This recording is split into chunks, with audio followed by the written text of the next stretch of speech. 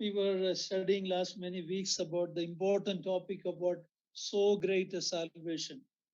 ನಾವು ಅನೇಕ ವಾರಗಳಿಂದಲೂ ಸಹ ಬಹಳ ಪ್ರಾಮುಖ್ಯವಾದಂತ ಅಂಶವಾಗಿರ್ತಕ್ಕಂಥ ಅತ್ಯಂತ ವಿಶೇಷವಾದಂತ ರಕ್ಷಣೆ ಕುರಿತಾಗಿ ನಾವು ನಡೆಸ್ತಾ ಬಂದಿರತಕ್ಕಂಥವರಾಗಿದ್ದೇವೆ. When we say salvation, we are talking about salvation of our soul or eternal salvation. ನಾವು ನಿತ್ಯ ಕಾಲದ ರಕ್ಷಣೆ, ಆತ್ಮ ರಕ್ಷಣೆಯ ಕುರಿತಾಗಿರ್ತಕ್ಕಂಥ ಸಂಗತಿಯನ್ನ ನಾವು ಅಧ್ಯಯನ ಮಾಡತಕ್ಕಂಥವರ ಆಗಿದ್ದೇವೆ. Salvation from the eternal punishment of sin in the lake of fire. ಈ ಒಂದು ನಿತ್ಯ ನರಕ ಬೆಂಕಿ ಗಂಧಕಗಳು ಇರತಕ್ಕಂಥ ಆ ಒಂದು ಕೆರೆಯಿಂದ ಆ ನರಕದಿಂದ ಬಿಡುಗಡೆ ಆ ಒಂದು ರಕ್ಷಣೆ ಎಂಬುದಾಗಿರ್ತಕ್ಕಂಥದಕ್ಕೆ ಅರ್ಥವಾಗಿರ್ತಕ್ಕಂಥದ್ದಾಗಿದೆ. Just a quick recap for anyone who is joined today new. ಹೊಸದಾಗಿ ಈ ದಿವಸ ಯಾರಾದರೂ ಸೇರಿ ಬಂದಿರತಕ್ಕಂಥವರಾಗಿದ್ರೆ ನಾವು ಏನನ್ನ ಈಗಾಗಲೇ ಅಭ್ಯಾಸ ಮಾಡುತ್ತಾ ಬಂದಿದ್ದೇವೆ ಎಂಬುದಾಗಿರ್ತಕ್ಕಂಥ ಒಂದು ನಿಡುಕು ನೋಟವನ್ನ ನಾವು ನೋಡ್ತಕ್ಕಂಥವನ್ನಾಗಿರೋಣ. Without God providing salvation, man is totally lost. ದೇವರು ಈ ಒಂದು ರಕ್ಷಣೆಯ ಕಾರ್ಯವನ್ನ ಆತನು ಅನುಗ್ರಹಿಸದೇ ಇರ್ತಕ್ಕಂಥ ಆ ಒಂದು ಸ್ಥಿತಿಯಲ್ಲಿ ಇರ್ತಕ್ಕಂಥದ್ದಾಗಿದ್ರೆ ಮನುಷ್ಯನು ಆತನು ಸಂಪೂರ್ಣವಾಗಿ ಆತನು ಕಳೆದು ಹೋದಂತಹ ಒಂದು ಸ್ಥಿತಿಯಲ್ಲಿ ಆತನು ಇರ್ತಕ್ಕಂಥವನಾಗಿದ್ದಾನೆ. Man is not able to save himself. ಮನುಷ್ಯನು ತನ್ನನ್ನೇ ತಾನು ರಕ್ಷಿಸಿಕೊಳ್ಳಲಾರದಂತಹ ಒಂದು ಸ್ಥಿತಿಯಲ್ಲಿ ಆತನು ಇದ್ದಾನೆ. Yet around us we see people trying to achieve salvation or moksha or mukti.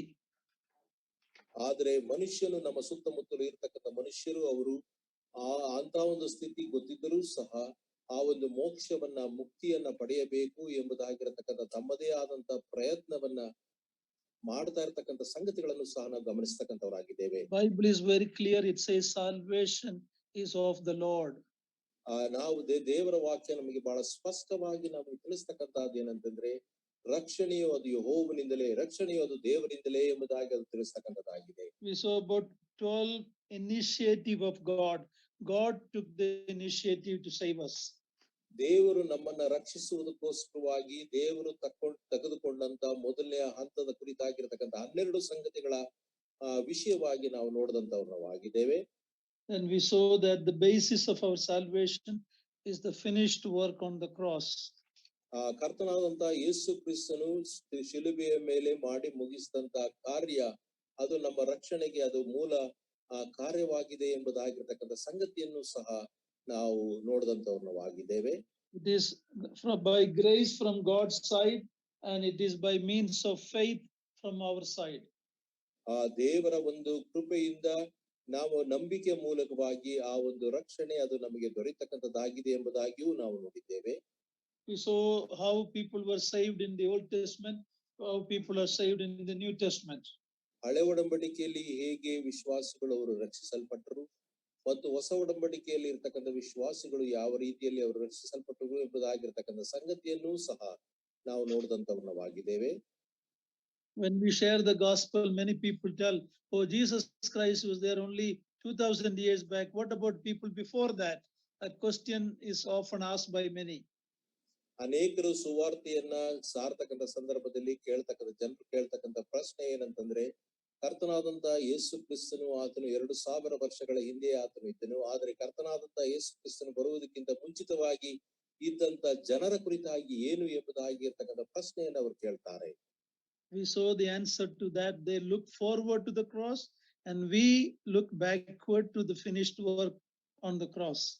ಅವರು ಹಳೆ ಒಡಂಬಡಿಕೆಯಲ್ಲಿ ಅಂದ್ರೆ ಕರ್ತನಾದಂತ ಯೇಸು ಕ್ರಿಸ್ತನಿಗೆ ಮುಂಚಿತವಾಗಿ ಇದ್ದಂತ ಜನರು ಅವರು ಮುಂದೆ ಆ ಒಂದು ಶಿಲುಬೆಯನ್ನ ನೋಡಿ ಅವರು ರಕ್ಷಣೆ ಮಾರ್ಗಕ್ಕೆ ಬರ್ತಕ್ಕಂಥವರಾಗಿದ್ದರು. ಹೊಸ ಒಡಂಬಡಿಕೆಯಲ್ಲಿ ಶಿಲುಬೆಯ ಕಾರ್ಯ ನಡೆದಿರತಕ್ಕಂಥ ಸಂಗತಿಯನ್ನ ಹಿಂದಕ್ಕೆ ನೋಡಿ ಅವರು ರಕ್ಷಣೆಗೆ ಬರತಕ್ಕಂಥವರಾಗಿದ್ದಾರೆ. When we looked at the object of faith is the Lord Jesus Christ himself. ಈ ಒಂದು ರಕ್ಷಣೆಗೆ ಮೂಲಕರ್ತನು ಎಂಬುದಾಗಿ ತಿಳಿಸ್ತಕ್ಕಂಥ ಸಂದರ್ಭದಲ್ಲಿ ಅದು ಕರ್ತನಾದಂತ ಯೇಸು ಕ್ರಿಸ್ತನೇ ಆಗಿರ್ತಕ್ಕಂಥವನಾಗಿದ್ದಾನೆ ಎಂಬುದಾಗಿರ್ತಕ್ಕಂಥ ಸಂಗತಿಯನ್ನು ಸಹ ನಾವು ನೋಡಿದಂತವರಾಗಿದ್ದೇವೆ. We looked at the relationship between repentance and faith. ಮಾನಸಾಂತರ ಮತ್ತು ನಂಬಿಕೆ ಇರತಕ್ಕಂಥ ಸಂಗತಿಯನ್ನು ಸಹ ನಾವು ಪರಿಗಣಿಸಿದ್ದೇವೆ. We also looked at God electing us before the foundation of the world so that we can become like his son. That is the main reason for electing us. ನಮ್ಮನ್ನ ಯಾತಕ್ಕೋಸ್ಕರವಾಗಿ ಆತನು ಆರಿಸಿಕೊಂಡನು ಎಂಬುದಾಗಿರತಕ್ಕಂಥ ಸಂಗತಿಯನ್ನು ಆತನು ಜಗದುತ್ಪತ್ತಿಗೆ ಮುಂಚಿತವಾಗಿ ಆತನು ನಮ್ಮನ್ನ ಆರಿಸಿಕೊಂಡನು ಆ ಯಾತಕ್ಕೋಸ್ಕರವಾಗಿ ಎಂಬುದಾಗಿ ಹೇಳ್ತಕ್ಕಂಥ ಸಂದರ್ಭದಲ್ಲಿ ತನ್ನ ಪ್ರಿಯ ಕುಮಾರನ ಸಾರೂಪ್ಯಕ್ಕೆ ನಾವು ನಡೆಸಲ್ಪಡಬೇಕೆಂಬುದಾಗಿರತಕ್ಕಂಥ ಉದ್ದೇಶಕ್ಕೋಸ್ಕರವಾಗಿ ಆತನು ಹಾಗೆ ಮಾಡಿದನು. We also looked at God never elected anybody to go to hell. ಅದೇ ಸಂದರ್ಭದಲ್ಲಿ ನಾವು ನೋಡಿದಂತ ಸಂಗತಿ ಏನಂತಂದ್ರೆ ಮನುಷ್ಯರು ನರಕಕ್ಕೆ ಹೋಗಬೇಕು ಎಂಬುದಾಗಿ ಆತನು ಆರಿಸಿಕೊಳ್ಳಲಿಲ್ಲ. If people go to hell, they are responsible because they have rejected the gospel. ಯಾಕೆ ಮನುಷ್ಯರು ಅವರು ನರಕಕ್ಕೆ ಹೋಗ್ತಾರೆ ಎಂಬುದಾಗಿ ಹೇಳ್ತಕ್ಕಂಥದಕ್ಕಿರತಕ್ಕಂಥ ಮುಖ್ಯವಾದಂತಹ ಕಾರಣ ಏನಂತಂದ್ರೆ ಅವರು ಸುವಾರ್ತೆಯನ್ನ ತಿರಸ್ಕರಿಸಿದಂತ ದೆಸೆಯಿಂದ ಆ ಒಂದು ಸ್ಥಿತಿಗೆ ಅವರು ದಾಟಿ ಹೋಗುತ್ತಾರೆ. Many people think that people go to hell because of their sin. ಅನೇಕರು ನೆನೆಸ್ತಕ್ಕಂಥ ಸಂಗತಿ ಏನಂತಂದ್ರೆ ಅವರ ಪಾಪಗಳ ದೆಸೆಯಿಂದ ಅವರು ನರಕಕ್ಕೆ ಹೋಗುವಂತವರಾಗಿದ್ದಾರೆ ಎಂಬುದಾಗಿ ಅವರು ಭಾವಿಸ್ತಕ್ಕಂಥವರಾಗಿದ್ದಾರೆ. No, that is not the reason. ಆದ್ರೆ ಆ ಒಂದು ಸಂಗತಿ ಅದು ಕಾರಣವಲ್ಲ. Revelation 20 very clearly says those whose names are not written in the Lamb's book of life, they will be cast into the lake of fire. ಯಾರು ಆ ಒಂದು ಬೆಂಕಿ ಗಂಧಕಗೊಳಿರ್ತಕ್ಕಂಥ ಕೆರೆಗೆ ದೊಬ್ಬಲ್ಪಡ್ತಕ್ಕಂಥವರಾಗಿದ್ದಾರೆ ಎಂಬುದಾಗಿರ್ತಕ್ಕಂಥ ಸಂಗತಿಯನ್ನ ನಾವು ಪ್ರಕಟಣೆ ಪುಸ್ತಕ 20ನೇ ಅಧ್ಯಾಯದಲ್ಲಿ ಬಹಳ ಸ್ಪಷ್ಟವಾಗಿ ನಾವು ನೋಡತಕ್ಕಂಥವ್ ನಾವು ಆಗಿದ್ದೇವೆ. ಯಾರು ಆ ಒಂದು ಸುವಾರ್ತೆಗೆ ಒಳಪಡದೇ ಇರತಕ್ಕಂಥವರಾಗಿದ್ದಾರೋ ಅವರು ಆ ಒಂದು ಬೆಂಕಿ ಗಂಧಕಗಳು ಇರ್ತಕ್ಕಂಥ ಕೆರೆಗೆ ಅವರು ದೊಬ್ಬಲ್ಪಡ್ತಕ್ಕಂಥವರಾಗಿದ್ದಾರೆ ಎಂಬುದಾಗಿರ್ತಕ್ಕಂಥ ಸಂಗತಿಯನ್ನು ಅಲ್ಲಿ ನಾವು ನೋಡ್ತಕ್ಕ ಜೀವಬಾಧ್ಯರ ಇರ್ತಕ್ಕಂಥವರು. So sin is not the reason why people go to hell, is because they rejected the medicine, the remedy of salvation through the Lord Jesus Christ. That's why they go to the lake of fire. ಪಾಪದ ದೆಸೆಯಿಂದ ಜನರು ಅವರು ನರಕಕ್ಕೆ ಹೋಗ್ತಕ್ಕಂಥವ್ರು ಆಗಿರುವುದಿಲ್ಲ. ಪಾಪದ ನಿವಾರಣೆಗೋಸ್ಕರವಾಗಿ ದೇವರು ಏರ್ಪಡಿಸಿದಂತ ಆ ಒಂದು ಔಷಧಿಯನ್ನ ಸ್ವೀಕರಿಸದೆ ಇರತಕ್ಕಂತ ದೆಸೆಯಿಂದ ಅದನ್ನ ತಮ್ಮದಾಗಿ ಮಾಡಿಕೊಳ್ಳದೆ ಇರತಕ್ಕಂತ ದೆಸೆಯಿಂದ ಜನರು ಅವರು ನರಕಕ್ಕೆ ಹೋಗುವಂತವರಾಗಿರುತ್ತಾರೆ. Election is God's responsibility. Evangelism is our responsibility. ಆ ಆರಿಸುವಿಕೆಯು ಅದು ದೇವರ ಒಂದು ಆಯ್ಕೆ ಆಗಿರ್ತಕ್ಕಂಥದ್ದಾಗಿದೆ. ಆದರೆ ಸುವಾರ್ತೆ ಸಾರಲ್ಪಡೋಣದ ಸಂಗತಿಯು ಅದು ನಮ್ಮದಾಗಿರ್ತಕ್ಕಂಥದ್ದಾಗಿದೆ. We looked at the work of the Holy Spirit in salvation. ನಾವು ಪರಿಶುದ್ಧಾತ್ಮನ ಕಾರ್ಯವನ್ನ ರಕ್ಷಣೆ ಕಾರ್ಯದಲ್ಲಿ ನಾವು ನೋಡಿದಂತವರು ಆಗಿದ್ದೇವೆ.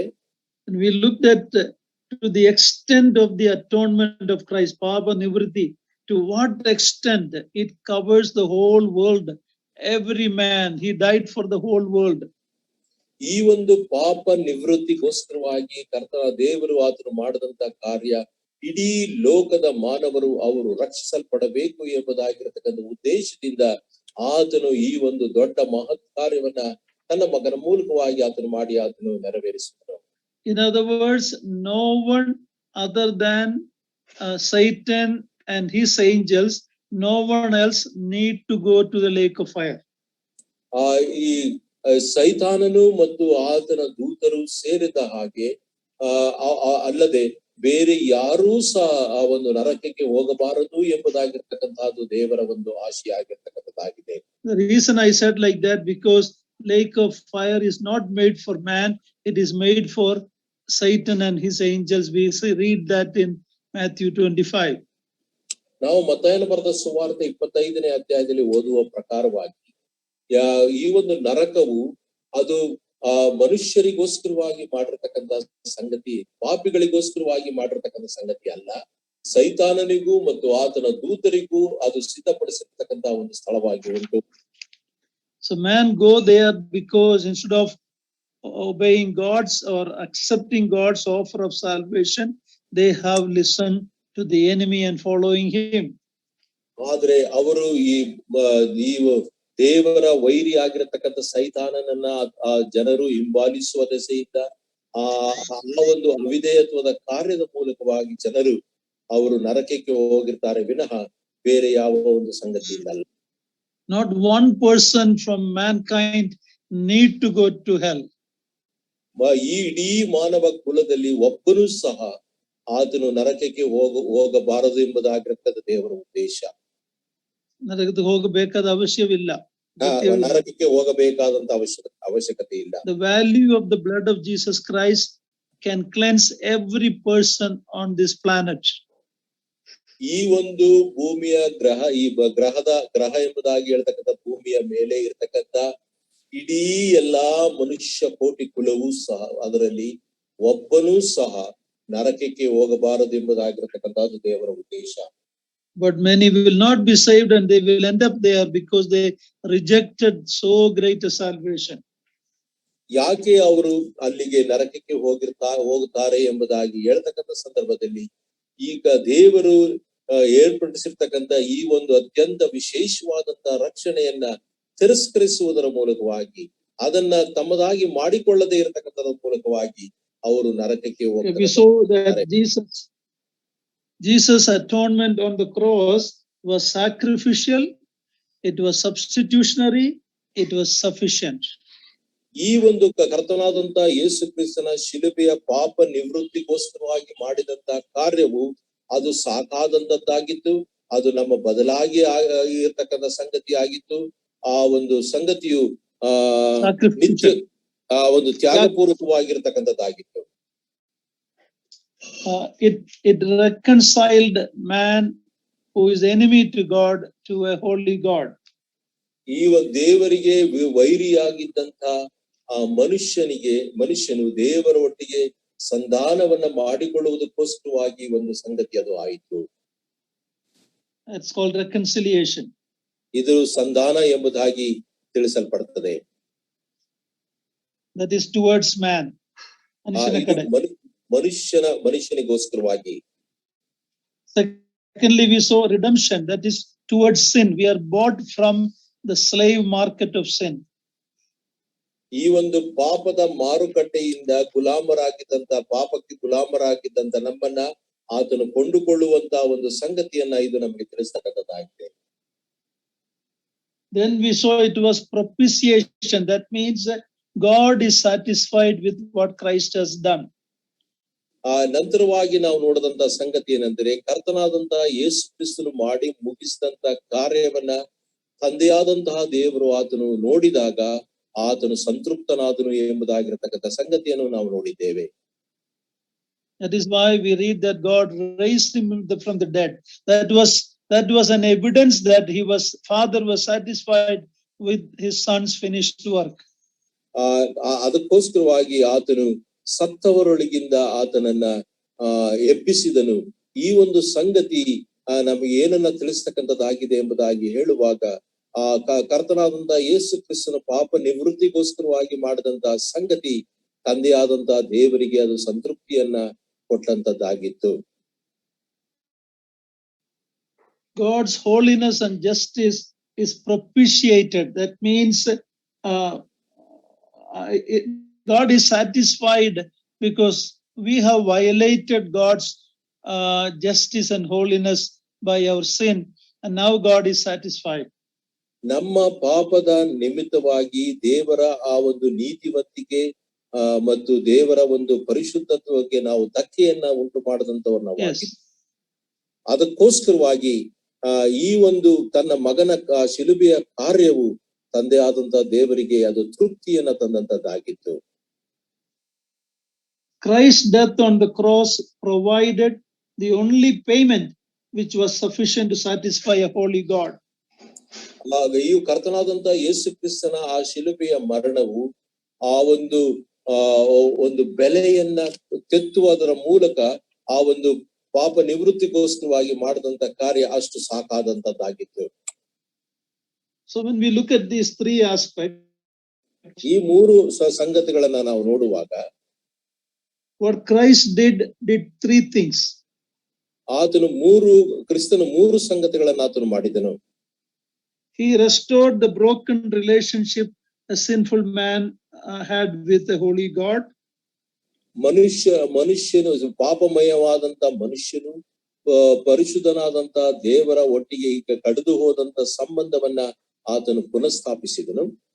Secondly, he redeemed us from the bondage of sin. ಎರಡನೇದಾಗಿ ಈ ಒಂದು ಪಾಪದ ಬಂಧನದಿಂದ ಆತನು ನಮ್ಮನ್ನ ಬಿಡುಗಡೆಗೊಳಿಸಿದನು. He atoned for the breach of God's character. That means God's holiness and justice, we violated it, and now that is satisfied. ಈ ಒಂದು ಪಾಪ ನಿವೃತ್ತಿಯ ಕಾರ್ಯವನ್ನ ಮಾಡಿದ ದೇವರು ಏರ್ಪಡಿಸಿದಂತ ಈ ಒಂದು ಕಾರ್ಯಕ್ಕೆ ನಮ್ಮ ಪಾಪವು ಅದು ಧಕ್ಕೆಯನ್ನು ಉಂಟು ಮಾಡಿದಂತ ಒಂದು ಸಂಗತಿ ಆಗಿದ್ದಾಗಿಯೂ ಸಹ ಈ ಒಂದು ತನ್ನ ಮಗನ ಒಂದು ಕಾರ್ಯವು ತಂದೆಯಾದಂತ ದೇವರಿಗೆ ತೃಪ್ತಿಯನ್ನ ತಂದಿತು. Then last week we were looking at the results of the benefits that we receive from so great a salvation. ಈ ಒಂದು ಅತ್ಯಂತ ವಿಶೇಷವಾದಂತ ರಕ್ಷಣೆಯಿಂದ ನಮಗೆ ಆಗ್ತಕ್ಕಂತ ಲಾಭಗಳ ಕುರಿತಾಗಿರ್ತಕ್ಕಂಥ ಪಟ್ಟಿಯನ್ನ 16 ಸಂಗತಿಗಳನ್ನ ನಾವು ಕಳೆದ ವಾರ ನಾವು ನೋಡಿದ್ದೇವೆ. Out of that we looked at 8, and Lord willing we will finish the balance tonight. ನಾವು ಅದರಲ್ಲಿ 8 ಸಂಗತಿಗಳನ್ನ ನಾವು ನೋಡಿದ್ದೇವೆ. ಉಳಿದಿರತಕ್ಕಂತ 8 ಸಂಗತಿಗಳನ್ನ ಈ ದಿವಸ ದೇವರ ಚಿತ್ತವಿರುವುದು ಆದ್ರೆ ಅದನ್ನ ನೋಡ್ಲಿಕ್ಕೆ ನಾವಿದ್ದೇವೆ. Actually it is not just 16, and almost unlimited number of benefits flow to the believer from this great salvation. ಈ ಒಂದು ಅತ್ಯಂತ ವಿಶೇಷ ರಕ್ಷಣೆಯಿಂದ ನಮಗೆ ಆಗ್ತಕ್ಕಂಥದ್ದು ಬರೀ 16 ಲಾಭಗಳು ಮಾತ್ರವೇ ಅಲ್ಲ, ಅನೇಕ ಲಾಭಗಳು ನಾವು ಪಡೆದಂತವ್ರು ನಾವು ಆಗಿದ್ದೇವೆ. ಆದ್ರೆ ಈ ಒಂದು ಇದರಲ್ಲಿರ್ತಕ್ಕಂಥ ಪ್ರಾಮುಖ್ಯವಾದಂತ ಸಂಗತಿಗಳನ್ನ ಮಾತ್ರವೇ ನಾವು ಪರಿಗಣಿಸ್ತಕ್ಕಂಥವ್ರು ನಾವು ಆಗಿದ್ದೇವೆ ಅಷ್ಟೇ. A few years back I went through the epistle of Ephesians, and I was counting the blessing in that small epistle. It was more than 250. ನಾನು ಕಳೆದ ಸಾರಿ ನಾನು ಎಫೆಸದವರಿಗೆ ಬರೆದ ಪತ್ರಿಕೆಯನ್ನ ನಾನು ಧ್ಯಾನಿಸ್ತಾ ನಾನು ಇರತಕ್ಕಂತ ಸಂದರ್ಭದಲ್ಲಿ ಕರ್ತನಾದಂತ ಯೇಸು ಕ್ರಿಸ್ತನಲ್ಲಿ ನಮಗಿರತಕ್ಕಂತ ಆಶೀರ್ವಾದಗಳ ಕುರಿತಾಗಿರ್ತಕ್ಕಂಥ ಸಂಗತಿಯನ್ನ ನಾನು ಪಟ್ಟಿ ಮಾಡ್ತಕ್ಕಂಥ ಸಂದರ್ಭದಲ್ಲಿ ಸುಮಾರು 200-250ಕ್ಕಿಂತಲೂ ಸಹ ಹೆಚ್ಚು ಆಶೀರ್ವಾದಗಳನ್ನ ಕರ್ತನಾದಂತ ಯೇಸು ಕ್ರಿಸ್ತನಲ್ಲಿ ಹೊಂದಿದಂತವ್ರು ನಾವಾಗಿದ್ದೇವೆ. From one epistle. ಆ ಒಂದು ಪತ್ರಿಕೆಯಲ್ಲಿ. So anyhow, this is some summary of the important blessings that we have. ಆದ್ರೆ ಈ ಒಂದು ಅತಿ ಪ್ರಾಮುಖ್ಯವಾಗಿ ಇರತಕ್ಕಂತ ಆಶೀರ್ವಾದಗಳ ಕುರಿತಾಗಿರ್ತಕ್ಕಂಥ ಸಂಗತಿಯನ್ನ ನಾವು ಪಟ್ಟಿ ಮಾಡಿದ್ದೇವೆ ಅಷ್ಟೇ. First we saw that we are justified. We are declared not guilty of sin in the court of God. ದೇವರ ನ್ಯಾಯಾಲಯದಲ್ಲಿ ಈ ಒಂದು ಪಾಪದ ನಿಮಿತ್ತವಾಗಿ ಇರತಕ್ಕಂಥ ಅಳಕು ನಮಗಿಲ್ಲದೆ ನಾವು ನೀತಿವಂತರು ಎಂಬುದಾಗಿರತಕ್ಕಂಥ ಸಂಗತಿಯನ್ನ ಪ್ರಕಟಿಸಿರ್ತಕ್ಕಂಥ ಸಂಗತಿ ನಮ್ಮದಾಗಿರ್ತಕ್ಕಂಥದ್ದಾಗಿದೆ. It had a negative aspect and a positive aspect. ಅದರಲ್ಲಿ ನಕಾರಾತ್ಮಕವಾದಂತ ಸಂಗತಿ ಮತ್ತು ಸಕಾರಾತ್ಮಕವಾದಂತ ಸಂಗತಿ 2 ಸಂಗತಿಗಳು ಉಂಟು. We are declared not guilty negatively. ಈ ಒಂದು ನಕಾರಾತ್ಮಕವಾಗಿರತಕ್ಕಂಥ ನಾವು ಆ ಒಂದು ನೀತಿವಂತರು ಎಂಬುದಾಗಿರತಕ್ಕಂಥ ಸಂಗತಿ ಪ್ರಕಟಿಸಲ್ಪಟ್ಟಿದೆ, ನಮಗೆ ಅಳಕಿಲ್ಲ. No. We are declared not guilty. ನಾವು ಅಳಕಿಲ್ಲದೆ ಇರತಕ್ಕಂಥ ಸಂಗತಿ. Sorry brother. ಅಪರಾಧ ನಿರ್ಣಯ ಇಲ್ಲ ಎಂಬುದಾಗಿರ್ತಕ್ಕಂಥ ಸಂಗತಿ ನಮ್ಮದು ಉಂಟು. But we are also imparted Christ's righteousness. ಆದರೆ ಅದೇ ಸಂದರ್ಭದಲ್ಲಿ ಕರ್ತನಾದಂತ ಯೇಸು ಕ್ರಿಸ್ತನ ನೀತಿವಂತಿಕೆಯ ಗುಣಲಕ್ಷಣೆ ಅದರಲ್ಲಿ ಪಾಲುಗಾರರು ನಾವು ಆಗಿರ್ತಕ್ಕಂಥವರಾಗಿದ್ದೇವೆ. Secondly, we saw that we have forgiveness of sins. ಎರಡನೇದಾಗಿ ನಾವು ನೋಡಿದಂತ ಸಂಗತಿ ಅಂದ್ರೆ ಪಾಪ ಕ್ಷಮಾಪಣೆ ಕುರಿತಾಗಿ ನಾವು ನೋಡಿದ್ದೇವೆ. In other words, God will no longer hold our sin against us. ಆದ್ರೆ ಇನ್ನೊಂದು ರೀತಿಯಲ್ಲಿ ನಾವು ಹೇಳುವಾಗ ದೇವರು ನಮ್ಮ ಪಾಪಕ್ಕೆ ಲೆಕ್ಕವನ್ನ ಆತನು ಕೇಳ್ತಕ್ಕಂಥವನಾಗಿಲ್ಲ, ಆ ರೀತಿಯಾದಂತ ಸಂಗತಿ ನಮ್ಮಲ್ಲಿ ಉಂಟು. Thirdly, we saw that we are regenerated. We have been given a new life, a new nature. ನಮ್ಮಲ್ಲಿ ಮೂರನೇದಾಗಿರ್ತಕ್ಕಂಥ ಸಂಗತಿ ಅಂದ್ರೆ ಹೊಸದಾಗಿ ಹುಟ್ಟುವಿಕೆಯ ಕುರಿತಾಗಿ ಪುನಃ ಹುಟ್ಟದಂತ ಒಂದು ಸ್ಥಿತಿ, ನಮಗೆ ಹೊಸ ಒಂದು ಜನ್ಮ ನಮಗೆ ದೊರೆತಂತದ್ದಾಗಿದೆ. It is not remodeling but a regeneration. ಇದನ್ನ ಒಂದು ಆಕಾರವನ್ನ ಕೊಡ್ತಕ್ಕಂಥದ್ದಲ್ಲ, ಆದ್ರೆ ಹೊಸ ಹುಟ್ಟುವಿಕೆಯೇ ಆಗಿರ್ತಕ್ಕಂಥದ್ದಾಗಿದೆ. Ephesians 2 says in the beginning that we were dead in our sins and trespasses. ನಾವು ಎಫೆಸದವರಿಗೆ ಬರೆದ ಪತ್ರಿಕೆ 2ನೇ ಅಧ್ಯಾಯ 1ನೇ ವಚನದಲ್ಲಿ ನಾವು ಪಾಪ ಅಪರಾಧಗಳ ದೆಸೆಯಿಂದ ಸತ್ತವರಾಗಿದ್ದೆವು ಎಂಬುದಾಗಿರ್ತಕ್ಕಂಥ ಸಂಗತಿಯನ್ನ ನಾವು ನೋಡ್ತಕ್ಕಂಥವರಾಗಿದ್ದೇವೆ. We were spiritually dead. ನಾವು ಆತ್ಮಿಕವಾಗಿ ನಾವು ಸತ್ತಂತವರವಾಗಿದ್ದೆವು. So no remodeling or painting, whitewashing would have improved us or made us different. ನಾವು ಒಂದು ಹೊಸ ಆಕಾರವನ್ನ ತೆಗೆದುಕೊಳ್ತಕ್ಕಂತಹದ್ದು ಅಥವಾ ಸುಣ್ಣ ಹಚ್ಚತಕ್ಕಂತಹದ್ದಾಗಲಿ ಬಣ್ಣ ಹಚ್ಚತಕ್ಕಂತಹ ಒಂದು ಸಂಗತಿ ಆ ರೀತಿ ಆಗಿರತಕ್ಕಂತ ಒಂದು ಸಂಗತಿ ಆಗಿ ನಮ್ಮದಾಗ್ಲಿಲ್ಲ. We were dead, good for nothing, filthy, rotten before a holy God, and he had to give us life. ಈ ಪರಿಶುದ್ಧನಾದಂತಹ ದೇವರ ಮುಂದೆ ನಾವು ಕೆಟ್ಟು ಹೋದಂತವರು, ಸತ್ತವಂತವರು, ಕೊಳತು ನಾರ್ತಕ್ಕಂಥವರು, ಇಂತಹ ಒಂದು ಸ್ಥಿತಿ ನಮ್ಮದಾಗಿರ್ತಕ್ಕಂಥದ್ದಾಗಿದ್ದು he had to give us new life. ಆತನು ಹೊಸ ಒಂದು ಜೀವಿತವನ್ನ ನಮಗೆ ಕೊಡಬೇಕಾಗಿತ್ತು. Lord Jesus told Nicodemus that you must be born again, otherwise you will not see or you will not enter the kingdom of God. ಕರ್ತನಾದಂತಹ ಯೇಸು ಕ್ರಿಸ್ತನು ನಿಕೋದೇಮನಿಗೆ ಆತನು ತಿಳಿಸಿದಂತ ಸಂಗತಿ ಏನಂದ್ರೆ, ನೀನು ಹೊಸದಾಗಿ ನೀನು ಹುಟ್ಟಲೇಬೇಕು ಎಂಬುದಾಗಿ ಆತನು ತಿಳಿಸಿದ ನಂತರವಾಗಿ ನೀನು ಇಲ್ಲದೆ ಇದ್ರೆ ನೀನು ಪರಲೋಕ ರಾಜ್ಯಕ್ಕೆ ನೀನು ಸೇರ್ಲಿಕ್ಕೆ ಸಾಧ್ಯವಿಲ್ಲ ಎಂಬುದಾಗಿ ಆತನು ತಿಳಿಸಿದ. So born again means born from above. ಹೊಸದಾಗಿ ಹುಟ್ಟುವಿಕೆ ಎಂಬುದಾಗಿ ಹೇಳ್ತಕ್ಕಂಥ ಸಂದರ್ಭದಲ್ಲಿ ಮೇಲಿನಿಂದ ಹುಟ್ಟತಕ್ಕಂಥದ್ದಾಗಿದೆ. Fourthly, we saw that we are sanctified. ನಾಲ್ಕನೇದಾಗಿ ನಾವು ನೋಡಿದಂತ ಸಂಗತಿ ಅಂದ್ರೆ ನಾವು ಶುದ್ಧೀಕರಿಸಲ್ಪಟ್ಟಿದ್ದೇವೆ. Sanctified means cleansed completely from sin. ಈ ಒಂದು ಶುದ್ಧೀಕರಣ ಎಂಬುದಾಗಿ ಹೇಳ್ತಕ್ಕಂಥ ಸಂದರ್ಭದಲ್ಲಿ ಪಾಪವನ್ನ ಸಂಪೂರ್ಣವಾಗಿ ನಾವು ತೊಳೆದು ನಾವು ಶುದ್ಧೀಕರಿಸಲ್ಪಟ್ಟಂತವರವಾಗಿದ್ದೇವೆ. But we also know practically that we still have sin in our life. ಆದ್ರೆ ನಾವು ಇನ್ನೂ ಸಹ ಪ್ರಾಯೋಗಿಕವಾಗಿ ಇನ್ನೂ ಸಹ ನಮ್ಮ ಜೀವಿತದಲ್ಲಿ ಪಾಪ ಇರತಕ್ಕಂಥದ್ದಾಗಿದೆ. So sanctification has a positional holiness and a practical holiness.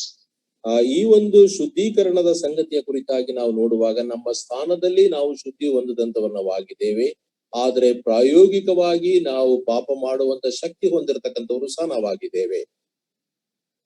In other words, we can see sanctification in three sense, tense, trikala. ನಾವು ಈ ಒಂದು ಶುದ್ಧೀಕರಣವನ್ನ ಮೂರು ಕಾಲಗಳ ಕುರಿತಾಗಿ ನಾವು ನೋಡಬಹುದು. When we trusted in our Lord, we are positionally sanctified. ಕರ್ತನ ಮೇಲೆ ನಾವು ನಂಬಿಕೆಯನ್ನ ಇಟ್ಟಾಗ ಸ್ಥಾನದಲ್ಲಿ ನಾವು ಶುದ್ಧೀಕರಣ ಹೊಂದಿದಂತವರವಾದೆವು. And each day we are overcoming sin and practically we are becoming more sanctified. ನಾವು ದೈನಂದಿನ ಜೀವಿತದಲ್ಲಿ ಪ್ರಾಯೋಗಿಕವಾಗಿ ಪಾಪದ ಮೇಲೆ ಜಯವನ್ನ ಸಾಧಿಸುವಂತ ಒಂದು ಸ್ಥಿತಿಯಲ್ಲಿ ನಾವು ಒಂದು ಪ್ರಾಯೋಗಿಕ ಜೀವಿತದಲ್ಲಿ ಪಾಪವನ್ನ ಜಯಿಸುವಂತ. Then there will be a perfect sanctification when we meet the Lord Jesus Christ in rapture. ನಾವು ಸಭೆ ಎತ್ತಲ್ಪಡುವ ಆ ಒಂದು ಸಂಗತಿಯ ಮೂಲಕವಾಗಿ ಸಂಪೂರ್ಣವಾಗಿ ಸಾನ್ನಿಧ್ಯದಿಂದ ನಾವು ಸಂಪೂರ್ಣವಾಗಿ ತೊಳೆಯಲ್ಪಡ್ತಕ್ಕಂಥ ಒಂದು ಸ್ಥಿತಿ ನಮ್ಮದಾಗಿರ್ತಕ್ಕಂಥದ್ದಾಗಿದೆ. So positional sanctification, ಈ ಒಂದು ಸ್ಥಾನದಲ್ಲಿ ನಮಗೆ ಆ ಒಂದು ಶುದ್ಧೀಕರಣದ ಸಂಗತಿ. Practical or progressive sanctification, ಈ ಒಂದು ಪ್ರಾಯೋಗಿಕವಾಗಿ ಮುಂದುವರಿಯುವ ಒಂದು ಶುದ್ಧೀಕರಣದ ಸಂಗತಿ. And a perfect sanctification when we meet him. ಕರ್ತನಾದಂತ ಯೇಸು ಕ್ರಿಸ್ತನನ್ನ ಭೇಟಿ ಮಾಡುವಾಗ ನಾವು ಸಂಪೂರ್ಣವಾಗಿ ನಾವು ಶುದ್ಧೀಕರಿಸಲ್ಪಟ್ಟಂತವರು ನಾವು ಆಗಿರುತ್ತೇವೆ. The fifth thing we looked at last week, we have freedom. ನಾವು ಐದನೇ ಸಂಗತಿ ನಾವು ನೋಡಿದಂತಹದ್ದು ಏನಂತಂದ್ರೆ ನಮಗೆ ಸ್ವಾತಂತ್ರ್ಯ ಇರತಕ್ಕಂಥದ್ದಾಗಿದೆ. Under that we saw we have freedom from slavery to sin. ಈ ಅದರ ಕೆಳಗಡೆ ನಾವು ನೋಡಿದಂತ ಸಂಗತಿ ಏನಂದ್ರೆ ಪಾಪದ ದಾಸರಾಗಿರ್ತಕ್ಕಂಥದ್ರಿಂದ ನಮಗೆ ಸ್ವಾತಂತ್ರ್ಯ ಉಂಟು. Then we are free from the condemnation of sin.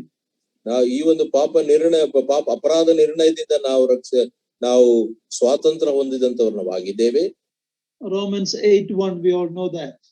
ನಮ್ಮೆಲ್ಲರಿಗೂ ಚೆನ್ನಾಗಿ ಗೊತ್ತಿರುವ ಒಂದು ವಾಕ್ಯ ಭಾಗ, ರೋಮಾಪುರದವರೆಗೆ ಬರೆದ ಪತ್ರಿಕೆ 8ನೇ ಅಧ್ಯಾಯ 1ನೇ ವಚನ. There is no condemnation to those who are in Christ. ಕರ್ತನಾದಂತ ಯೇಸು ಕ್ರಿಸ್ತನಲ್ಲಿರುವವರಿಗೆ ಅಪರಾಧ ನಿರ್ಣಯ ಇಲ್ಲವೇ ಇಲ್ಲ.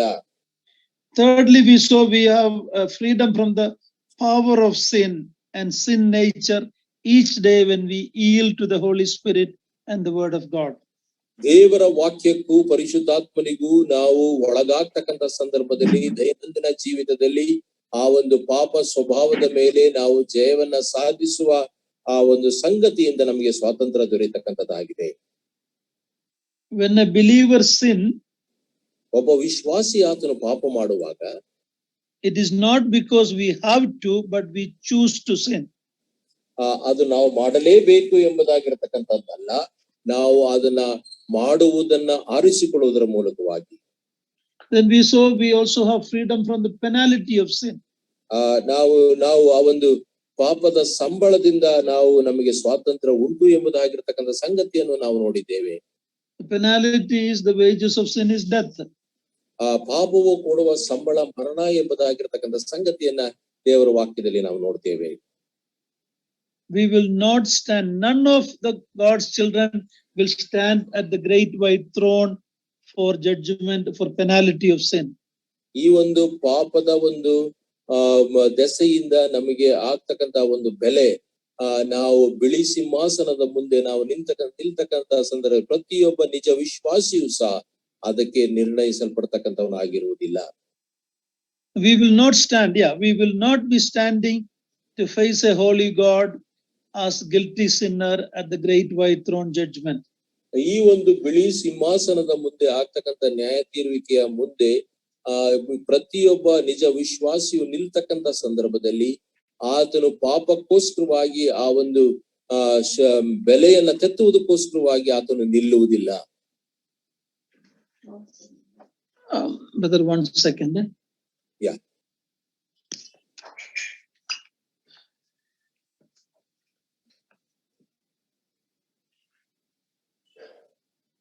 Okay, we are also free from the bondage to the law of the Old Testament, the law of Moses. ಈ ಒಂದು ಮೋಶೆಯ ಧರ್ಮಶಾಸ್ತ್ರದ ಅಡಿಯಿಂದ ನಮಗೆ ಸ್ವಾತಂತ್ರ್ಯ ಇರತಕ್ಕಂಥದ್ದಾಗಿದೆ ಎಂಬುದಾಗಿಯೂ ಸಹ ನಾವು ನೋಡಿದಂತವನ್ನಾಗಿದ್ದೇವೆ. Lastly, we saw we have freedom from the fear of death. ನಂತರವಾಗಿ ಅಂತಿಮವಾಗಿ ನಾವು ನೋಡಿದಂತ ಸಂಗತಿ ಏನಂತಂದ್ರೆ ಈ ಒಂದು ಮರಣ ಭಯದಿಂದ ನಾವು ಸ್ವಾತಂತ್ರ್ಯ ಹೊಂದಿದಂತವರ್ಣವಾಗಿದ್ದೇವೆ ಎಂಬುದಾಗಿರ್ತಕ್ಕಂಥ ಸಂಗತಿಯನ್ನು ಸಹ ನಾವು ನೋಡಿದ್ದೇವೆ. The whole world is in the fear of death. ಇಡೀ ಪ್ರಪಂಚವು ಅದು ಈ ಒಂದು ಮರಣದ ಭಯದಲ್ಲಿ ಇರತಕ್ಕಂಥದ್ದಾಗಿದೆ. But we don't need to fear. If any believer is fearing death, it is because of maybe the lack of faith or the lack of the knowledge of the word of God. ಈ ಒಂದು ನಾವು ಪ್ರತಿಯೊಬ್ಬ ವಿಶ್ವಾಸಿಯೂ ಸಹ ಮರಣಕ್ಕೆ ನಾವು ಹೆದರಬೇಕಾದಂತ ಅವಶ್ಯಕತೆ ಇಲ್ಲ. ಯಾರಾದರೂ ಸಹ ಈ ರೀತಿಯಾದಂತ ಹೆದರುವಿಕೆ ಅವರಲ್ಲಿ ಇರ್ತಕ್ಕಂಥದ್ದಾಗಿದ್ರೆ ಅವರ ನಂಬಿಕೆ ಸಾಕಷ್ಟು ಇಲ್ಲದೆ ಇರತಕ್ಕಂಥ ದೆಸೆಯಿಂದಲೂ ಮತ್ತು ದೇವರ ವಾಕ್ಯದ ಆ ಒಂದು ಪರಿಜ್ಞಾನ ಅವರಲ್ಲಿ ಇಲ್ಲದೆ ಇರತಕ್ಕಂಥ ದೆಸೆಯಿಂದ ಈ ರೀತಿಯಾದಂತ ಭಯ ಬರ್ಲಿಕ್ಕೆ ಸಾಧ್ಯತೆ ಇದೆ. Thank God, if the Son sets us free, we are free indeed. ಮಗನು ಆತನು ನಮ್ಮನ್ನ ಸ್ವಾತಂತ್ರ್ಯಗೊಳಿಸಿರ್ತಕ್ಕಂಥ ಸಂದರ್ಭದಲ್ಲಿ ನಾವು ಸ್ವತಂತ್ರರು ನಾವು ಆಗಿದ್ದೇವೆ. Then we saw that sixthly, we have received eternal life in Jesus Christ. ನಾವು ಆರನೇದಾಗಿ ನಾವು ನೋಡಿದಂತಹ ಸಂಗತಿ ಏನಂದ್ರೆ ಕರ್ತನಾದಂತ ಯೇಸು ಕ್ರಿಸ್ತನಲ್ಲಿ ನಮಗೆ ನಿತ್ಯ ಜೀವ ಇರತಕ್ಕಂಥದ್ದಾಗಿದೆ ಎಂಬುದಾಗಿಯೂ ನಾವು ನೋಡಿದ್ದೇವೆ. Eternal life is a present possession of every believer. ಪ್ರತಿಯೊಬ್ಬ ವಿಶ್ವಾಸಿಯು ಆತನು ಪ್ರಸ್ತುತ ಆ ಒಂದು ನಿತ್ಯ ಜೀವಿತದ ಸ್ಥಾನದಲ್ಲಿ ಆತನು ನಿಂತಂತವನು ಆತನು ಆಗಿರುತ್ತಾನೆ. Even though we will only enter into all its blessing in the future, but we already possess eternal life. ನಾವು ಈ ಆತನು ಅನುಗ್ರಹಿಸುವಂತ ಎಲ್ಲಾ ರೀತಿಯಾದಂತ ಸ್ವಾಸ್ಥ್ಯವನ್ನ ಮುಂದಕ್ಕೆ ನಾವು ಪಡೆಯುವಂತವ್ರು ನಾವು ಆಗಿದ್ರೂ ಸಹ ನಾವು ಈಗ ಆ ಒಂದು ನಿತ್ಯ ಜೀವಿತದ ಒಂದು ಹಂಗಿನಲ್ಲಿ ಪಡೆದಂತ ಒಂದು ಸ್ಥಿತಿಯಲ್ಲಿ ನಾವು ನಿಂತಂತವ್ರು ನಾವು ಆಗಿದ್ದೇವೆ. If you have Jesus Christ, you have eternal life. ಕರ್ತನಾದಂತ Yesu Krista ನಿಮ್ಮಲ್ಲಿರ್ತಕ್ಕಂಥದ್ದಾಗಿದ್ರೆ ನಿಮಗೆ ನಿತ್ಯ ಜೀವ ಇರ್ತಕ್ಕಂಥದ್ದಾಗಿದೆ. We saw the difference between eternal life and everlasting life. ನಿತ್ಯ ಜೀವಿತದ ಕುರಿತಾಗಿಯೂ ಮತ್ತು ನಿತ್ಯವಾದ ನಿತ್ಯ ಕಾಲಕ್ಕೂ ಇರುವ ಜೀವ, ನಿತ್ಯ ಕಾಲಕ್ಕೂ ಇರುವಂತಹ ಒಂದು ಜೀವಿತ. Eternal life is God's life. God has no beginning and end. So that life quality, that life is given to us. ನಿತ್ಯ ಜೀವಿತ ಎಂಬುದಾಗಿ ಹೇಳ್ತಕ್ಕಂಥ ಸಂದರ್ಭದಲ್ಲಿ ಅದು ದೇವರಿಗೆ ಇರತಕ್ಕಂತ ಸ್ವಭಾವವಾಗಿರ್ತಕ್ಕಂಥದ್ದಾಗಿದೆ. ಯಾಕಂದ್ರೆ ಆತನಿಗೆ ಆದಿ ಇಲ್ಲ ಮತ್ತು ಅಂತ್ಯವಿಲ್ಲದೆ ಆ ಒಂದು ಜೀವಿತ ನಮಗೆ ಕೊಡಲ್ಪಟ್ಟಂತದ್ದಾಗಿದೆ. Everlasting life means we had a beginning when we trusted him, but that life will have no end. ನಿತ್ಯವಾದಂತಹ ಒಂದು ಜೀವಿತವು ಆ ಒಂದು ಜೀವಿತ ಅದಕ್ಕೆ ಯಾವ ಒಂದು ಪ್ರಾರಂಭ ಅಂತ ಇಲ್ಲದೆ ಇರ್ತಕ್ಕಂಥ ಜೀವಿತ ಅದನ್ನು ನಮಗೆ ಕೊಡಲ್ಪಟ್ಟಿರ್ತಕ್ಕಂತಹ ಸಂಗತಿಯಾಗಿ ಉಂಟು. ಆ ಒಂದು ಜೀವಿತ ಸದಾ ಕಾಲಕ್ಕೂ ನಾವು ಜೀವಿಸುವಂತಹ ಒಂದು ಜೀವಿತ. Seventhly, we are given the gift of the Holy Spirit. ಏಳನೇದಾಗಿ ನಾವು ಈ ಒಂದು ಪರಿಶುದ್ಧಾತ್ಮನ ವರವನ್ನ ನಾವು ಪಡೆದಂತವರು ನಾವು ಆಗಿದ್ದೇವೆ. So Holy Spirit is a gift of God given to every born again believer. ಹೊಸದಾಗಿ ಹುಟ್ಟಿರ್ತಕ್ಕಂಥ ಎಲ್ಲಾ ವಿಶ್ವಾಸಿಗಳಿಗೆ ಪರಿಶುದ್ಧಾತ್ಮನು ಆತನು ಒಂದು ವರವಾಗಿ ಕೊಡಲ್ಪಟ್ಟಿರ್ತಕ್ಕಂಥವನು ಆತನು ಆಗಿದ್ದಾನೆ. We are baptized by the Holy Spirit into the body. ಈ ಒಂದು ಶರೀರಕ್ಕೆ ಅವರು ಪರಿಶುದ್ಧಾತ್ಮನ ಮೂಲಕವಾಗಿ ಅವರು ದೀಕ್ಷಾ ಸ್ನಾನವನ್ನ ಪಡೆದಂತವರು ಅವರಾಗಿದ್ದಾರೆ. Body of Jesus Christ. ಕರ್ತನಾದಂತ ಯೇಸು ಕ್ರಿಸ್ತನ ಶರೀರಕ್ಕೆ ಸೇರಲ್ಪಟ್ಟಂತವರಾಗಿದ್ದಾರೆ. We are permanently indwelt by the Holy Spirit. ನಾವು ಪರಿಶುದ್ಧಾತ್ಮನು ಸದಾ ಕಾಲಕ್ಕೂ ನಮ್ಮಲ್ಲಿ ವಾಸಿಸುವಂತಹ ಒಂದು ಸ್ಥಿತಿ ನಮ್ಮಲ್ಲಿ ಇರ್ತಕ್ಕಂಥದ್ದಾಗಿದೆ. We are sealed by the Holy Spirit. ನಾವು ಪರಿಶುದ್ಧಾತ್ಮನ ಮುದ್ರೆಯನ್ನ ಹೊಂದಿದಂತವರು ನಾವು ಆಗಿದ್ದೇವೆ. We are anointed by the Holy Spirit. ನಾವು ಪರಿಶುದ್ಧಾತ್ಮನಿಂದ ಅಭಿಷೇಕಿಸಲ್ಪಟ್ಟಂತವರು ನಾವು ಆಗಿದ್ದೇವೆ. These are all that God did in a believer the moment he or she got saved. ಅವಳು ಕರ್ತನಾದಂತ ಯೇಸು ಕ್ರಿಸ್ತನನ್ನ ತನ್ನ ರಕ್ಷಕನಾಗಿ ಸ್ವೀಕರಿಸಿ ಆ ಒಂದು ರಕ್ಷಣೆಯನ್ನ ಪಡೆದುಕೊಂಡಂತ ತಕ್ಷಣದಿಂದ ಈ ಒಂದು ಸಂಗತಿ ಆಗ್ತಕ್ಕಂತ ಒಂದು ಸಂಗತಿ ಆಗಿದೆ. We are never told to wait for it or do something to receive this for work of the Holy Spirit. ಈ ಒಂದು ಪರಿಶುದ್ಧಾತ್ಮನ ಕಾರ್ಯಕ್ಕೋಸ್ಕರವಾಗಿ ನಾವು ಕಾಯುವಂತ ಸಂಗತಿ ಆಗಲಿ ಅದಕ್ಕೋಸ್ಕರವಾಗಿ ಏನನ್ನೋ ಮಾಡ್ತಕ್ಕಂತ ಒಂದು ಸಂಗತಿಯಾಗಿ ನಾವು ಮಾಡಬೇಕಾದಂತ ಅವಶ್ಯಕತೆ ಇಲ್ಲವೇ ಇಲ್ಲ. So the gift of the Holy Spirit is a tremendous gift that God has given us. ದೇವರು ಕೊಟ್ಟಿರ್ತಕ್ಕಂತ ಉಡುಗೊರೆಯಲ್ಲಿ ಈ ಒಂದು ಪರಿಶುದ್ಧಾತ್ಮನ ಒಂದು ವರವು ಅದು ಒಂದು ಉನ್ನತವಾದಂತಹ ಒಂದು ವರವಾಗಿ ವಿಶ್ವಾಸಿಯ ಜೀವಿತದಲ್ಲಿ ಇರ್ತಕ್ಕಂಥದ್ದಾಗಿದೆ. And number 8, we saw last time that we were transferred into God's kingdom from the kingdom of darkness. ಈ ಒಂದು ಕತ್ತಲೆಯ ರಾಜ್ಯದಿಂದ ದೇವರ ಒಂದು ಬೆಳಕಿನ ರಾಜ್ಯಕ್ಕೆ ನಾವು ವರ್ಗಾಯಿಸಲ್ಪಟ್ಟಂತವರಾಗಿದ್ದೇವೆ ಎಂಬುದಾಗಿರ್ತಕ್ಕಂಥ ಸಂಗತಿಯನ್ನು ಸಹ ನಾವು 8ನೇದಾಗಿ ನಾವು ನೋಡಿದ್ದೇವೆ. We are now members of God's kingdom. ನಾವು ಈಗ ದೇವರ ಒಂದು ಆ ಒಂದು ರಾಜ್ಯದ ಒಂದು ಪ್ರಜೆಗಳು ನಾವು ಆಗಿದ್ದೇವೆ. Yeah, we are citizens of heaven. ನಾವು ಪರಲೋಕ ಸಂಸ್ಥಾನದವರು ನಾವು ಆಗಿದ್ದೇವೆ. But foreigners in this world. ಈ ಲೋಕದಲ್ಲಿ ಪರದೇಶಸ್ಥರು ನಾವು ಆಗಿದ್ದೇವೆ. Well, this is how much we looked at last week. ಇಲ್ಲಿವರೆಗೆ ನಾವು ಕಳೆದ ವಾರ ನಾವು ನೋಡಿದಂತವರು ನಾವು ಆಗಿದ್ದೇವೆ. Okay, now let's look at number 9. We are adopted as a child of God. ನಾವು ದೇವರ ಒಂದು ಸ್ವಂತ ಮಗನಾಗಿ ಮಗಳಾಗಿ ನಮ್ಮನ್ನ ದತ್ತಾಗಿ ಆತನು ಸ್ವೀಕರಿಸಿದ್ದಾನೆ. Instead of having Satan as our father, ನಾವು ಸೈತಾನ ನಮ್ಮ ತಂದೆಯಾಗಿರುವ ಬದಲಾಗಿ believer has God as his father. ಒಬ್ಬ ವಿಶ್ವಾಸಿಗೆ ದೇವರು ಆತನು ತಂದೆಯಾಗಿರ್ತಕ್ಕಂಥವನು ಆಗಿದ್ದಾನೆ. There are some Christian groups who believe that all the people in the world are God's children. Come again, brother, that one. There are some Christian groups, they believe that all people are God's children. ಕೆಲವು ಒಂದು ಕ್ರೈಸ್ತ ಪಂಗಡಗಳು ಹೇಳ್ತಕ್ಕಂಥ ಸಂಗತಿ ಅಂದರೆ ಇಡೀ ಲೋಕದಲ್ಲಿ ಇರ್ತಕ್ಕಂಥ ಎಲ್ಲಾ ಜನರು ಅವರು ದೇವರ ಮಕ್ಕಳು ಎಂಬುದಾಗಿ ತಿಳಿಸ್ತಾರೆ. Well, maybe by creation we can say they are God's children. ಈ ಒಂದು ದೇವರ ಸೃಷ್ಟಿಯ ಕಾರ್ಯದ ಮೂಲಕವಾಗಿ ಅವರೆಲ್ಲರೂ ದೇವರ ಮಕ್ಕಳು ಎಂಬುದಾಗಿ ಹೇಳಲಿಕ್ಕೆ ಸಾಧ್ಯತೆ ಇದೆ. But sin made them children of devil Satan. ಆದರೆ ಪಾಪವು ಅವರು ಸೈತಾನನ ಮಕ್ಕಳು ಎಂಬುದಾಗಿ ಮಾಡಲ್ಪಟ್ಟಂತವರು ಅವರಾದರು. John 8:44, Jesus said about some people that you are of your father the devil. John 8:44, brother, can you read it? ಯೋಹಾನ ಬರೆದ ಸುವಾರ್ತೆ 8:44. ಸೈತಾನು ನಿಮ್ಮ ತಂದೆ, ನೀವು ಆ ತಂದೆಯಿಂದ ಹುಟ್ಟಿದವರಾಗಿದ್ದು ನಿಮ್ಮ ತಂದೆಯ ದೃಷ್ಟಿಗಳನ್ನೇ ನಡೆಸಬೇಕೆಂದಿದ್ದೀರಿ. ಅವನು ಆದಿಯಿಂದಲೂ ಕೊಲೆಗಾರನಾಗಿದ್ದು ಸತ್ಯದಲ್ಲಿ ನಿಲ್ಲಲಿಲ್ಲ. ಅವನಲ್ಲಿ ಸತ್ಯ. So how can we say that everyone is God's children when the Lord himself said to some people that you are of your father the devil? ಹೇಗೆ ಸಾಧ್ಯ? ಎಲ್ಲರೂ ಸಹ ದೇವರ ಮಕ್ಕಳು.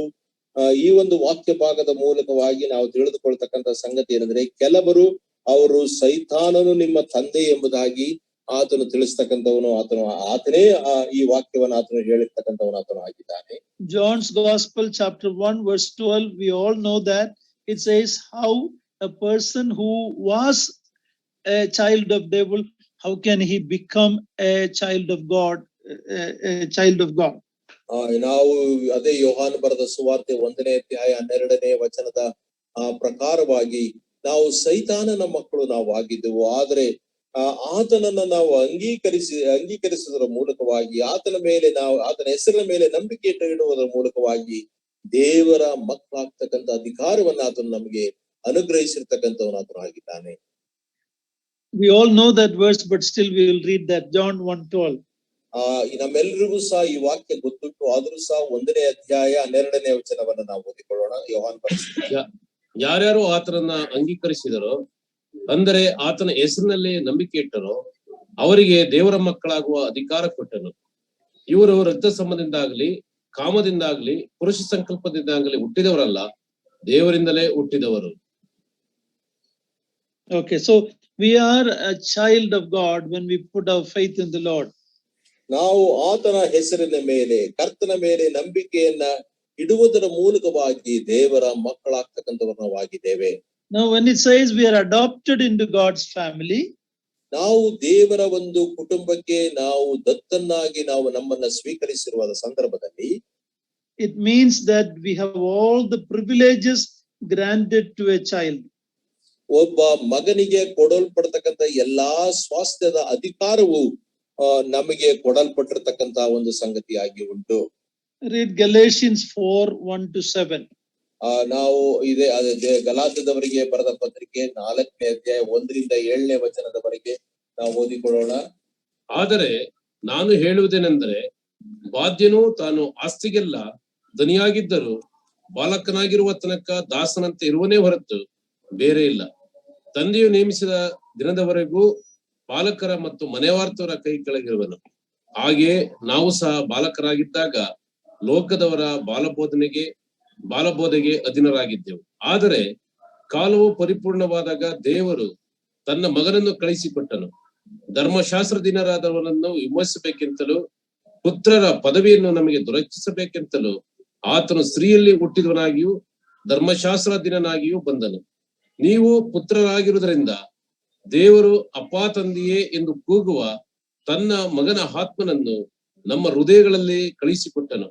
ಹೀಗಿರುವಲ್ಲಿ ಇನ್ನು ಮೇಲೆ ನೀನು ದಾಸನಲ್ಲ, ಮಗನಾಗಿದ್ದಿ. ಮಗನೆಂದ ಮೇಲೆ ದೇವರ ಮೂಲಕ ಬಾಧ್ಯನೂ ಆಗಿದ್ದಿ. This is an amazing passage. ಇದು ಬಹಳ ಅದ್ಭುತವಾದಂತಹ ಒಂದು ವಾಕ್ಯ ಭಾಗ. It's a difference in a Jewish family. There's a difference between a balaka and a putra. There is a difference between a child and a son. ಇಲ್ಲಿ ಈ ಒಂದು ಯಹೂದ್ಯ ಒಂದು ಜನಾಂಗದಲ್ಲಿ ಈ ಒಂದು ಬಾಲಕ ಮತ್ತು ಪುತ್ರರಿಗೆ ಇರತಕ್ಕಂಥ ವ್ಯತ್ಯಾಸ ಇರತಕ್ಕಂಥದ್ದಾಗಿತ್ತು. Only when a balaka become a putra, then only he has all the privileges. ಈ ಒಂದು ಬಾಲಕನಾಗಿರ್ತಕ್ಕಂಥವನು ಆತನು ಪುತ್ರನಾಗಿರುವಂತಹ ಸಂದರ್ಭದಲ್ಲಿ ಎಲ್ಲಾ ಬಾಧ್ಯತೆಗೂ ಆತನು ಅರ್ಹನು ಆಗಿರುತ್ತಾನೆ ಎಂಬುದಾಗಿರ್ತಕ್ಕಂಥ ಸಂಗತಿ ಆಗಿತ್ತು. So here we see that God has adopted us not infants but as sons with full privilege. ನಾವು ಈ ಒಂದು ಬಾಲಕನಾಗಿ ದೇವರು ನಮ್ಮನ್ನ ಆತನು ಸ್ವೀಕರಿಸಿಲ್ಲ. ನಾವು ಆ ಒಂದು ಮಗನಾಗಿರುವಂತಹ ಒಂದು ಸ್ಥಿತಿಗೆ ನಾವು ಬಂದಂತ ಆ ಒಂದು ಸ್ಥಿತಿಯ ಮೂಲಕವಾಗಿ ಆ ರೀತಿಯಾಗಿ ನಮ್ಮನ್ನ ಸ್ವೀಕರಿಸಿರ್ತಕ್ಕಂಥವನಾಗಿದ್ದಾನೆ. ಅದರ ಮೂಲಕವಾಗಿ ನಾವು ಬಾಧ್ಯರು ನಾವಾಗಿದ್ದೇವೆ. So putra anasthana, that also includes sisters. Okay, don't worry when you hear the word putra. That means you and I, whether you are a son or a daughter of God, you are adopted as son with full privilege. ಪುತ್ರರು ಎಂಬುದಾಗಿ ಹೇಳ್ತಕ್ಕಂಥ ಸಂದರ್ಭದಲ್ಲಿ ಸಹೋದರಿಯರು ಅವರು ತಪ್ಪಾಗಿ ಭಾವಿಸಬಾರದು. ಆ ಪುತ್ರರು ಎಂಬುದಾಗಿ ಹೇಳ್ತಕ್ಕಂಥ ಸಂದರ್ಭದಲ್ಲಿ ಪುತ್ರಿಯರು ಸಹ ಅದು ಒಳಲ್ಪಟ್ಟಿರ್ತಕ್ಕಂಥ ಒಂದು ಸಂಗತಿ ಆಗಿರ್ತಕ್ಕಂಥದ್ದಾಗಿದೆ. ಕರ್ತನಾದಂತ ಯೇಸು ಕ್ರಿಸ್ತನ ಮೇಲೆ ನೀವು ನಂಬಿಕೆಯನ್ನಿಟ್ಟಾಗ ದೇವರು ನಿಮ್ಮನ್ನ ಪುತ್ರರನ್ನಾಗಿ ಪುತ್ರಿಯರನ್ನಾಗಿ ಆತನು ಸ್ವೀಕರಿಸಿದಂತವನು ಆತನು ಆಗಿದ್ದಾನೆ. Full hakku, full privilege in the family of God.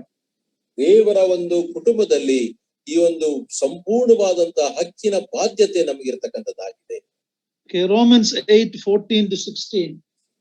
ರೋಮಾಪುರದವರಿಗೆ ಬರೆದ ಪತ್ರಿಕೆ 8ನೇ ಅಧ್ಯಾಯ 14ನೇ ವಚನದಿಂದ 16ನೇ ವಚನದವರೆಗೆ. ಯಾರ್ಯಾರು ದೇವರ ಆತ್ಮನಿಂದ ನಡೆಸಿಕೊಳ್ಳುತ್ತಾರೋ ಅವರು ದೇವರ ಮಕ್ಕಳು.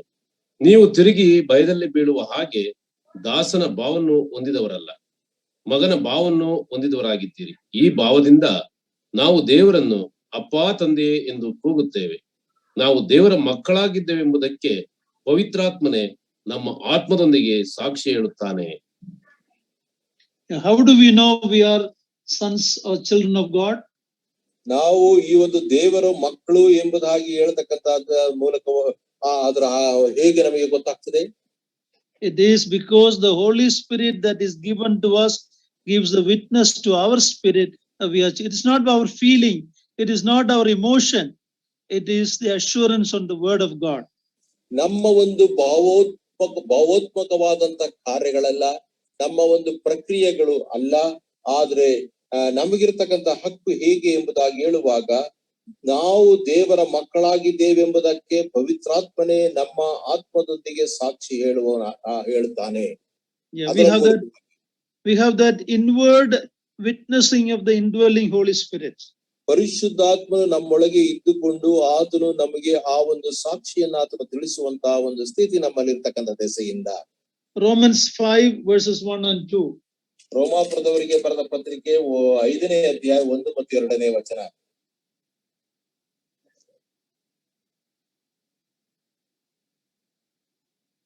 ರೋಮಾಪುರದವರಿಗೆ ಬರೆದ ಪತ್ರಿಕೆ 5ನೇ ಅಧ್ಯಾಯ 1 ಮತ್ತು 2ನೇ ವಚನ. ಓಕೆ. ಹೀಗಿರಲಾಗಿ ನಾವು ನಂಬಿಕೆಯಿಂದ ನೀತಿವಂತರಾದ ಕಾರಣ ನಮ್ಮ ಕರ್ತನಾದ ಯೇಸು ಕ್ರಿಸ್ತನ ಮೂಲಕ ದೇವರೊಂದಿಗೆ ಉಂಟಾದ ಸಮಾಧಾನದಲ್ಲಿ ಇರೋಣ. ನಾವು ಈಗ ನೆಲೆಗೊಂಡಿರುವ ದೇವರ ಕೃಪಾಶಯದಲ್ಲಿ ಆತನ ಮುಖಾಂತರವೇ ನಂಬಿಕೆಯಿಂದ ಪ್ರವೇಶವಾಯಿತು ಮತ್ತು ದೇವರ ಮಹಿಮೆಯನ್ನು ಹೊಂದುವೆಂಬ ಭರವಸೆಯಿಂದ ಉಲ್ಲಾಸವಾಗಿದ್ದೇವೆ. There is an assurance and there's a joy in this fact that we are the children of God, the sons with full privilege. ದೇವರ ಮಕ್ಕಳಾಗುವಂತಹದ್ದು, ದೇವರ ಪುತ್ರರು ಪುತ್ರಿಯರು ಆಗ್ತಕ್ಕಂತಹದ್ರ ಮೂಲಕವಾಗಿ ನಮಗಿರತಕ್ಕಂತ ಆ ಒಂದು ಸಮಾಧಾನಕರವಾದಂತ ಒಂದು ಆಶ್ವಾಸನೆ ಈ ಒಂದು ವಾಕ್ಯಗಳ ಮೂಲಕವಾಗಿ ನಮಗೆ ಗೊತ್ತಾಗ್ತಕ್ಕಂಥದ್ದಾಗಿದೆ. We don't need to fear anymore because it is done. We are adopted into his family. ನಮಗೆ ಭಯ ಬೇಕಾಗಿರ್ತಕ್ಕಂಥದ್ದಾಗಿರುವುದಿಲ್ಲ. ಯಾಕಂದ್ರೆ ಈಗಾಗಲೇ ನಾವು ಆ ಒಂದು ಪುತ್ರ ಮತ್ತು ಪುತ್ರಿಯರ ಒಂದು ಸ್ಥಾನವನ್ನ ಪಡೆದಂತವರು ನಾವು ಆಗಿದ್ದೇವೆ. Hebrews 4:14-16. ಇಬ್ರಿಯರಿಗೆ ಬರೆದ ಪತ್ರಿಕೆ 4ನೇ ಅಧ್ಯಾಯ 14-16. 14ನೇ ವಚನದಿಂದ 16ನೇ ವಚನದವರೆಗೆ. ಆಕಾಶ ಮಂಡಲಗಳನ್ನು ದಾಟಿ ಹೋದ ದೇವಕುಮಾರನಾದ ಯೇಸು ಎಂಬ ಶ್ರೇಷ್ಠ ಮಹಾಯಾಜಕನು ನಮಗಿರುವುದರಿಂದ ನಾವು ಮಾಡಿರುವ ಪ್ರತಿಜ್ಞೆಯನ್ನು ಬಿಡದೆ ಹಿಡಿಯೋಣ. ಯಾಕೆಂದ್ರೆ ನಮಗಿರುವ ಮಹಾಯಾಜಕನು ನಮ್ಮ ನಿರ್ಮಲಾವಸ್ಥೆಯನ್ನು ಕುರಿತು ಅನುತಾಪವಿಲ್ಲದವನಲ್ಲವಲ್ಲ. ಆತನು ಸರ್ವ ವಿಷಯಗಳಲ್ಲಿ ನಮ್ಮ ಹಾಗೆ ಶೋಧನೆಗೆ ಗುರಿಯಾದನು, ಪಾಪ ಮಾತ್ರ ಮಾಡಲಿಲ್ಲ. ಆದುದರಿಂದ ನಾವು ಕರುಣೆಯನ್ನ ಹೊಂದುವಂತೆಯೂ ಆತನ ದಯೆಯಿಂದ ಸಮಯೋಚಿತವಾದ ಸಹಾಯವು ನಮಗೆ ದೊರೆಯುವಂತೆಯೂ ನಾವು ಧೈರ್ಯದಿಂದ ಕೃಪಾಸನದ ಮುಂದೆ ಬರೋಣ. The topic here is we have confidence to approach our heavenly Father. ಇಲ್ಲಿರ್ತಕ್ಕಂಥ ಭರವಸೆ ನಮಗೆ ನೋಡ್ತಕ್ಕಂಥದ್ದು ಏನಂದ್ರೆ ನಮ್ಮ ತಂದೆಯ ಬಳಿಗೆ ನಾವು ಧೈರ್ಯದಿಂದ ಹೋಗ್ತಕ್ಕಂತಹ ಒಂದು ಅಂಶ ನಮಗೆ ಭರವಸೆ ನಮಗೆ ಕೊಡಲ್ಪಟ್ಟಂತಾಗಿದೆ. Number 10, we are declared to be co-heir with Christ. ನಾವು ಕ್ರಿಸ್ತನೊಂದಿಗೆ ನಾವು ಜೊತೆಯ ಬಾಧ್ಯಸ್ಥರು ನಾವಾಗಿದ್ದೇವೆ. Romans 8:17. ರೋಮಾಪುರದವರಿಗೆ ಬರೆದ ಪತ್ರಿಕೆ 8ನೇ ಅಧ್ಯಾಯ 17ನೇ ವಚನ. ಮಕ್ಕಳಾಗಿದ್ದರೆ ಬಾಧ್ಯರಾಗಿದ್ದೇವೆ, ದೇವರಿಗೆ ಬಾಧ್ಯರು, ಕ್ರಿಸ್ತನೊಂದಿಗೆ ಬಾಧ್ಯರು. ಹೇಗೆಂದರೆ ಕ್ರಿಸ್ತನಿಗೆ ಸಂಭವಿಸಿದ ಬಾಧೆಗಳಲ್ಲಿ ನಾವು ಪಾಲುಗಾರರಾಗುವುದಾದರೆ ಆತನ ಮಹಿಮೆಯಲ್ಲಿಯೂ ಪಾಲುಗಾರರಾಗಬೇಕು. We are children, heir of God and joint heirs with Christ, fellow heir with Christ. ನಾವು ಮಕ್ಕಳಾಗಿರ್ತಕ್ಕಂಥವರಾಗಿದ್ರೆ ಬಾಧ್ಯರಾಗಿದ್ದೇವೆ, ದೇವರಿಗೆ ಬಾಧ್ಯರು, ಕ್ರಿಸ್ತನೊಂದಿಗೆ ನಾವು ಬಾಧ್ಯಸ್ಥರು ನಾವು ಆಗಿರ್ತಕ್ಕಂಥವರಾಗಿದ್ದೇವೆ. It's unbelievable that God can take a filthy sinner like me, sinners like you and me, and make us co-heirs with his beloved Son, the Lord Jesus Christ. I cannot understand it. I cannot fully grasp it. ನನಗೆ ಸಂಪೂರ್ಣವಾಗಿ ಅರ್ಥವಾಗದೇ ಇರತಕ್ಕಂಥ ಸಂಗತಿ, ಹೀನಾಯವಾದಂತ ಪಾಪಿಯಾದಂತ ನನ್ನನ್ನ, ಪಾಪಿಗಳಾಗಿರ್ತಕ್ಕಂಥ ನಮ್ಮನ್ನ ಆ ದೇವರು ಆತನು ತನ್ನ ಮಗನಾದಂತ ಕ್ರಿಸ್ತನೊಂದಿಗೆ ನಾವು ಬಾಧ್ಯಸ್ಥರು ಆಗಿರತಕ್ಕಂತ ಒಂದು ಸಂಗತಿಗೆ ಆತನು ನಮ್ಮನ್ನ ನಡೆಸಿರ್ತಕ್ಕಂಥವನು ಆತನು ಆಗಿದ್ದಾನೆ. Colossians 1:12. ಕೊಲೋಸ್ಯದವರಿಗೆ ಬರೆದ ಪತ್ರಿಕೆ 1ನೇ ಅಧ್ಯಾಯ 12ನೇ ವಚನ.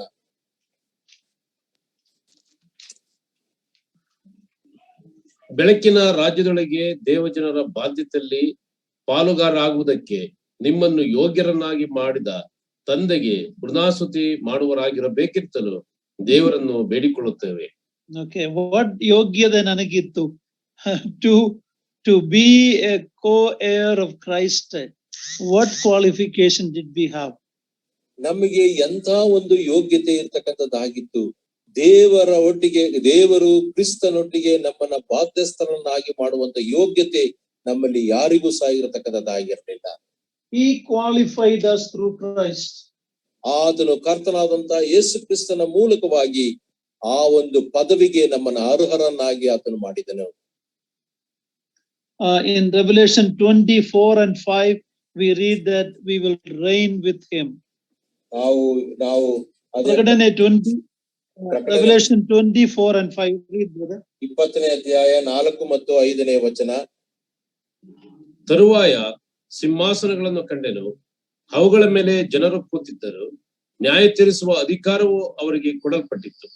ಇದಲ್ಲದೆ ಯೇಸುವಿನ ವಿಷಯವಾದ ಸಾಕ್ಷ್ಯ ನಿಮಿತ್ತವಾಗಿಯೂ ದೇವರ ವಾಕ್ಯದ ನಿಮಿತ್ತವಾಗಿಯೂ ತಲೆ ವಹಿಸಿಕೊಂಡವರ ಆತ್ಮಗಳನ್ನು ಮೃಗಕ್ಕೂ ಅದರ ವಿಗ್ರಹಕ್ಕೂ ನಮಸ್ಕರಿಸದೆ ತಮ್ಮ ಹಣೆಯ ಮೇಲೆ ಮತ್ತು ಕೈಯ ಮೇಲೆ ಗುರುತು ಹಾಕಿಸಿಕೊಳ್ಳದೆ ಇರುವವರನ್ನು ಕಂಡೆನು. ಅವರು ಜೀವಿತರಾಗಿ ಎದ್ದು 1000 ವರ್ಷ ಕ್ರಿಸ್ತನೊಂದಿಗೆ ಆಳಿದ್ದರು. ಮಿಕ್ಕ ಸತ್ತವರು ಆ 1000 ವರ್ಷ we will reign with Christ. ನಾವು ಆತನ ಒಟ್ಟಿಗೆ ನಾವು ಆಳುವಂತವರು ನಾವಾಗಿದ್ದೇವೆ. Number 11. 11ನೇ ಸಂಗತಿ, we are made a friend of God. ನಾವು ದೇವರ ಸ್ನೇಹಿತರನ್ನಾಗಿ ನಾವು ಮಾಡಲ್ಪಟ್ಟಿದ್ದೇವೆ. Remember in Romans 5, who were we before? We were enemies of God. ನಾವು ರೋಮಾಪುರದವರಿಗೆ ಬರೆದ ಪತ್ರಿಕೆ 5ನೇ ಅಧ್ಯಾಯದಲ್ಲಿ ನಾವು ನೋಡುವ ಪ್ರಕಾರವಾಗಿ ನಾವು ದೇವರಿಗೆ ವೈರಿಗಳು ನಾವು ಆಗಿದ್ದೆವು. John 15, 14 and 15. John 15, 14 and 15. ಅಧ್ಯಾಯ 14 ಮತ್ತು 15ನೇ ವಚನ. John 15. ನಾನು ನಿಮಗೆ ಕೊಟ್ಟ ಆಜ್ಞೆಗಳಿಗೆ ಸರಿಯಾಗಿ ನೀವು ನಡೆದರೆ ನೀವು ನನ್ನ ಸ್ನೇಹಿತರು. ಇನ್ನು ಮೇಲೆ ನಾನು ನಿಮ್ಮನ್ನು ಆಳುಗಳೆನ್ನುವುದಿಲ್ಲ, ಯಜಮಾನನು ಮಾಡುವಂತದ್ದು ಆಳಿಗೆ ತಿಳಿಯುವುದಿಲ್ಲ. ನಿಮ್ಮನ್ನು ಸ್ನೇಹಿತರೆಂದು ಹೇಳಿದ್ದೇನೆ. ತಂದೆ ಕಡೆಯಿಂದ ನಾನು ಕೇಳಿದ್ದನ್ನೆಲ್ಲ ನಿಮಗೆ ತಿಳಿಸಿದ್ದೇನೆ. In the Old Testament there was a man called the friend of God. You remember who it was? ಹಳೆ ಒಡಂಬಡಿಕೆಯಲ್ಲಿ ದೇವರ ಸ್ನೇಹಿತನು ಎಂಬುದಾಗಿ ಕರೆಯಲ್ಪಟ್ಟವನಿದ್ದನು. ಆತನು ಯಾರು ಎಂಬುದಾಗಿ ನಿಮಗೆ ಗೊತ್ತಿರತಕ್ಕಂಥದ್ದಾಗಿದೆಯೋ? Abraham. Praise God. Abraham was a man of faith, the father of the nation of Israel. He was the one who was called the friend of God. ಅಬ್ರಹಾಮನು ಆತನು ನಂಬಿಕೆಯ ವೀರನು ಮತ್ತು ಇಸ್ರಾಯೇಲರ ಪಿತೃ ಆತನು ಆಗಿರತಕ್ಕಂಥವನು. ಆತನು ದೇವರ ಸ್ನೇಹಿತನು. ಆತನು ಸ್ನೇಹಿತನು ಎಂಬುದಾಗಿ ಕರೆಯಲ್ಪಟ್ಟಂತವನಾಗಿದ್ದನು. But in the New Testament, every child of God, when we obey God, when we become children of God, we are no more enemies of God, we are friends of God. ನಾವು ಹೊಸ ಒಡಂಬಡಿಕೆ ವಿಶ್ವಾಸಿಗಳು, ಕರ್ತನಾದಂತ ಯೇಸು ಕ್ರಿಸ್ತನ ಮೇಲೆ ನಂಬಿಕೆಯನ್ನ ಇಟ್ಟಿರ್ತಕ್ಕಂಥ ವಿಶ್ವಾಸಿಗಳು. ನಾವು ಆತನಿಗೆ ವೈರಿಗಳು ನಾವು ಆಗ್ತಕ್ಕಂಥವರಾಗಿಲ್ಲ, ಆದ್ರೆ ನಾವು ಆತನ ಸ್ನೇಹಿತರು ನಾವು ಆಗಿರ್ತಕ್ಕಂಥವರಾಗಿದ್ದೇವೆ. Earlier we were friends of the world, but now we are friends of God. ಹಿಂದೆ ನಾವು ಲೋಕದ ಸ್ನೇಹಿತರು ನಾವು ಆಗಿದ್ದೆವು, ಆದ್ರೆ ಈಗ ನಾವು ದೇವರ ಸ್ನೇಹಿತರು ನಾವು ಆಗಿದ್ದೇವೆ. That is why in 1 John we are told not to love the world and the things of the world. ಅದಕ್ಕೋಸ್ಕರವಾಗಿ ಲೋಕವನ್ನಾಗ್ಲಿ ಲೋಕದಲ್ಲಿರುವಗಳನ್ನಾಗ್ಲಿ ನೀವು ಪ್ರೀತಿಸಬೇಡ್ರಿ ಎಂಬುದಾಗಿ ಮೊದಲನೇ ಯೋಹಾನ್ನ ಬರೆದ ಪತ್ರಿಕೆ 2ನೇ ಅಧ್ಯಾಯ 15ನೇ ವಚನದಲ್ಲಿ ನಾವು ನೋಡ್ತೇವೆ. Because we are now friends of God, we should not be the friends of the world. ನಾವು ಈಗ ದೇವರ ಸ್ನೇಹಿತರು ನಾವು ಆಗಿರುವ ದೆಸೆಯಿಂದ ನಾವು ಈ ಲೋಕವನ್ನಾಗ್ಲಿ ಲೋಕದಲ್ಲಿರುವವುಗಳ ಮೇಲೆ ನಾವು ಅದರೊಟ್ಟಿಗೆ ನಾವು ಸ್ನೇಹಿತರು ನಾವು ಆಗಿರಬಾರದು. Number 12. 12ನೇ ಸಂಗತಿ, Ephesians 1:3. ಎಫೆಸದವರಿಗೆ ಬರೆದ ಪತ್ರಿಕೆ 1ನೇ ಅಧ್ಯಾಯ 3ನೇ ವಚನ. ನಮ್ಮ ಕರ್ತನಾದ ಯೇಸು ಕ್ರಿಸ್ತನ ದೇವರು ತಂದೆಯೂ ಆಗಿರುವ ಆತನಿಗೆ ಸ್ತೋತ್ರ. ಆತನು ಪರಲೋಕದಲ್ಲಿನ ಸಕಲ ಆತ್ಮೀಯ ವರಗಳನ್ನ ನಮಗೆ ಕ್ರಿಸ್ತ ಯೇಸುವಿನಲ್ಲಿ ಅನುಗ್ರಹಿಸಿದ್ದಾನೆ. Here we read, we are blessed with every spiritual blessings in the heavenly place. ನಾವು ಪರಲೋಕದಲ್ಲಿ ಸಕಲ ಆತ್ಮೀಯ ವರಗಳನ್ನ ಆತನು ಕ್ರಿಸ್ತನಲ್ಲಿ ನಮಗೆ ದಯಪಾಲಿಸಿರ್ತಕ್ಕಂಥವನು ಆತನಾಗಿದ್ದಾನೆ. 2 Peter 1:2-4. 2ನೇ ಪೇತ್ರನು ಬರೆದ ಪತ್ರಿಕೆ Chapter 1, 1ನೇ ಅಧ್ಯಾಯ 2-4. 2ರಿಂದ 4ನೇ ವಚನ. ದೇವರ ವಿಷಯವಾಗಿಯೂ ನಮ್ಮ ಕರ್ತನಾದ ಯೇಸುವಿನ ವಿಷಯವಾಗಿಯೂ ಪರಿಜ್ಞಾನವು ನಿಮಗೆ ಉಂಟಾಗುವುದರಲ್ಲಿ ಕೃಪೆಯೂ ಶಾಂತಿಯು ನಿಮಗೆ ಹೆಚ್ಚೆಚ್ಚಾಗಿ ದೊರೆಯಲಿ. ನಮ್ಮನ್ನು ತನ್ನ ಪ್ರಭಾವದಿಂದಲೂ ಗುಣಾತಿಶಯದಿಂದಲೂ ಕರೆದ ದೇವರ ವಿಷಯವಾಗಿ ಯೇಸುವಿನ ದಿವ್ಯ ಶಕ್ತಿಯು ನಮಗೆ ಪರಿಜ್ಞಾನವನ್ನು ಕೊಟ್ಟದರಲ್ಲಿ ಜೀವಕ್ಕೂ ಭಕ್ತಿಗೂ ಬೇಕಾದ್ದೆಲ್ಲವೂ ದೊರೆಯಿತೆಂದು ಬಲ್ಲೆವಷ್ಟೇ. ನೀವು ಲೋಕದಲ್ಲಿ everything needed for life and godliness is already ours. ನಮಗೆ ಜೀವಕ್ಕೂ ಭಕ್ತಿಗೂ ಬೇಕಾಗಿರತಕ್ಕಂಥ ಎಲ್ಲಾ ಸಂಗತಿಗಳು ಅದು ನಮ್ಮದಾಗಿರತಕ್ಕಂತಹದ್ದಾಗಿದೆ. We are blessed with every spiritual blessing. ಪ್ರತಿಯೊಂದು ಆತ್ಮೀಕ ವರಗಳಿಂದ ನಾವು ಆಶೀರ್ವಾದವನ್ನ ಪಡೆದಂತವರು ನಾವಾಗಿದ್ದೇವೆ. It is ours only because we are in Christ. ಅದು ನಮ್ಮದಾಗಿರ್ತಕ್ಕಂಥದ್ದಾಗಿದೆ. ಹೇಗೆ ಎಂಬುದಾಗಿ ಹೇಳುವಾಗ ನಾವು ಕರ್ತನಾದಂತ ಯೇಸು ಕ್ರಿಸ್ತನಲ್ಲಿ ಇರುವ ದೆಸೆಯಿಂದ. Number 13. 13ನೇದಾಗಿ We are, okay, it is connected with number 12. We are placed in Christ and indwelt by him. ನಾವು ಕ್ರಿಸ್ತನಲ್ಲಿ ನಾವು ಇರ್ತಕ್ಕಂಥವರಾಗಿದ್ದೇವೆ. ನಾವು ಕ್ರಿಸ್ತನಲ್ಲಿ ನಾವು ಕಟ್ಟಲ್ಪಟ್ಟಂತವ್ರು ನಾವಾಗಿದ್ದೇವೆ. We are indwelt. He lives in us.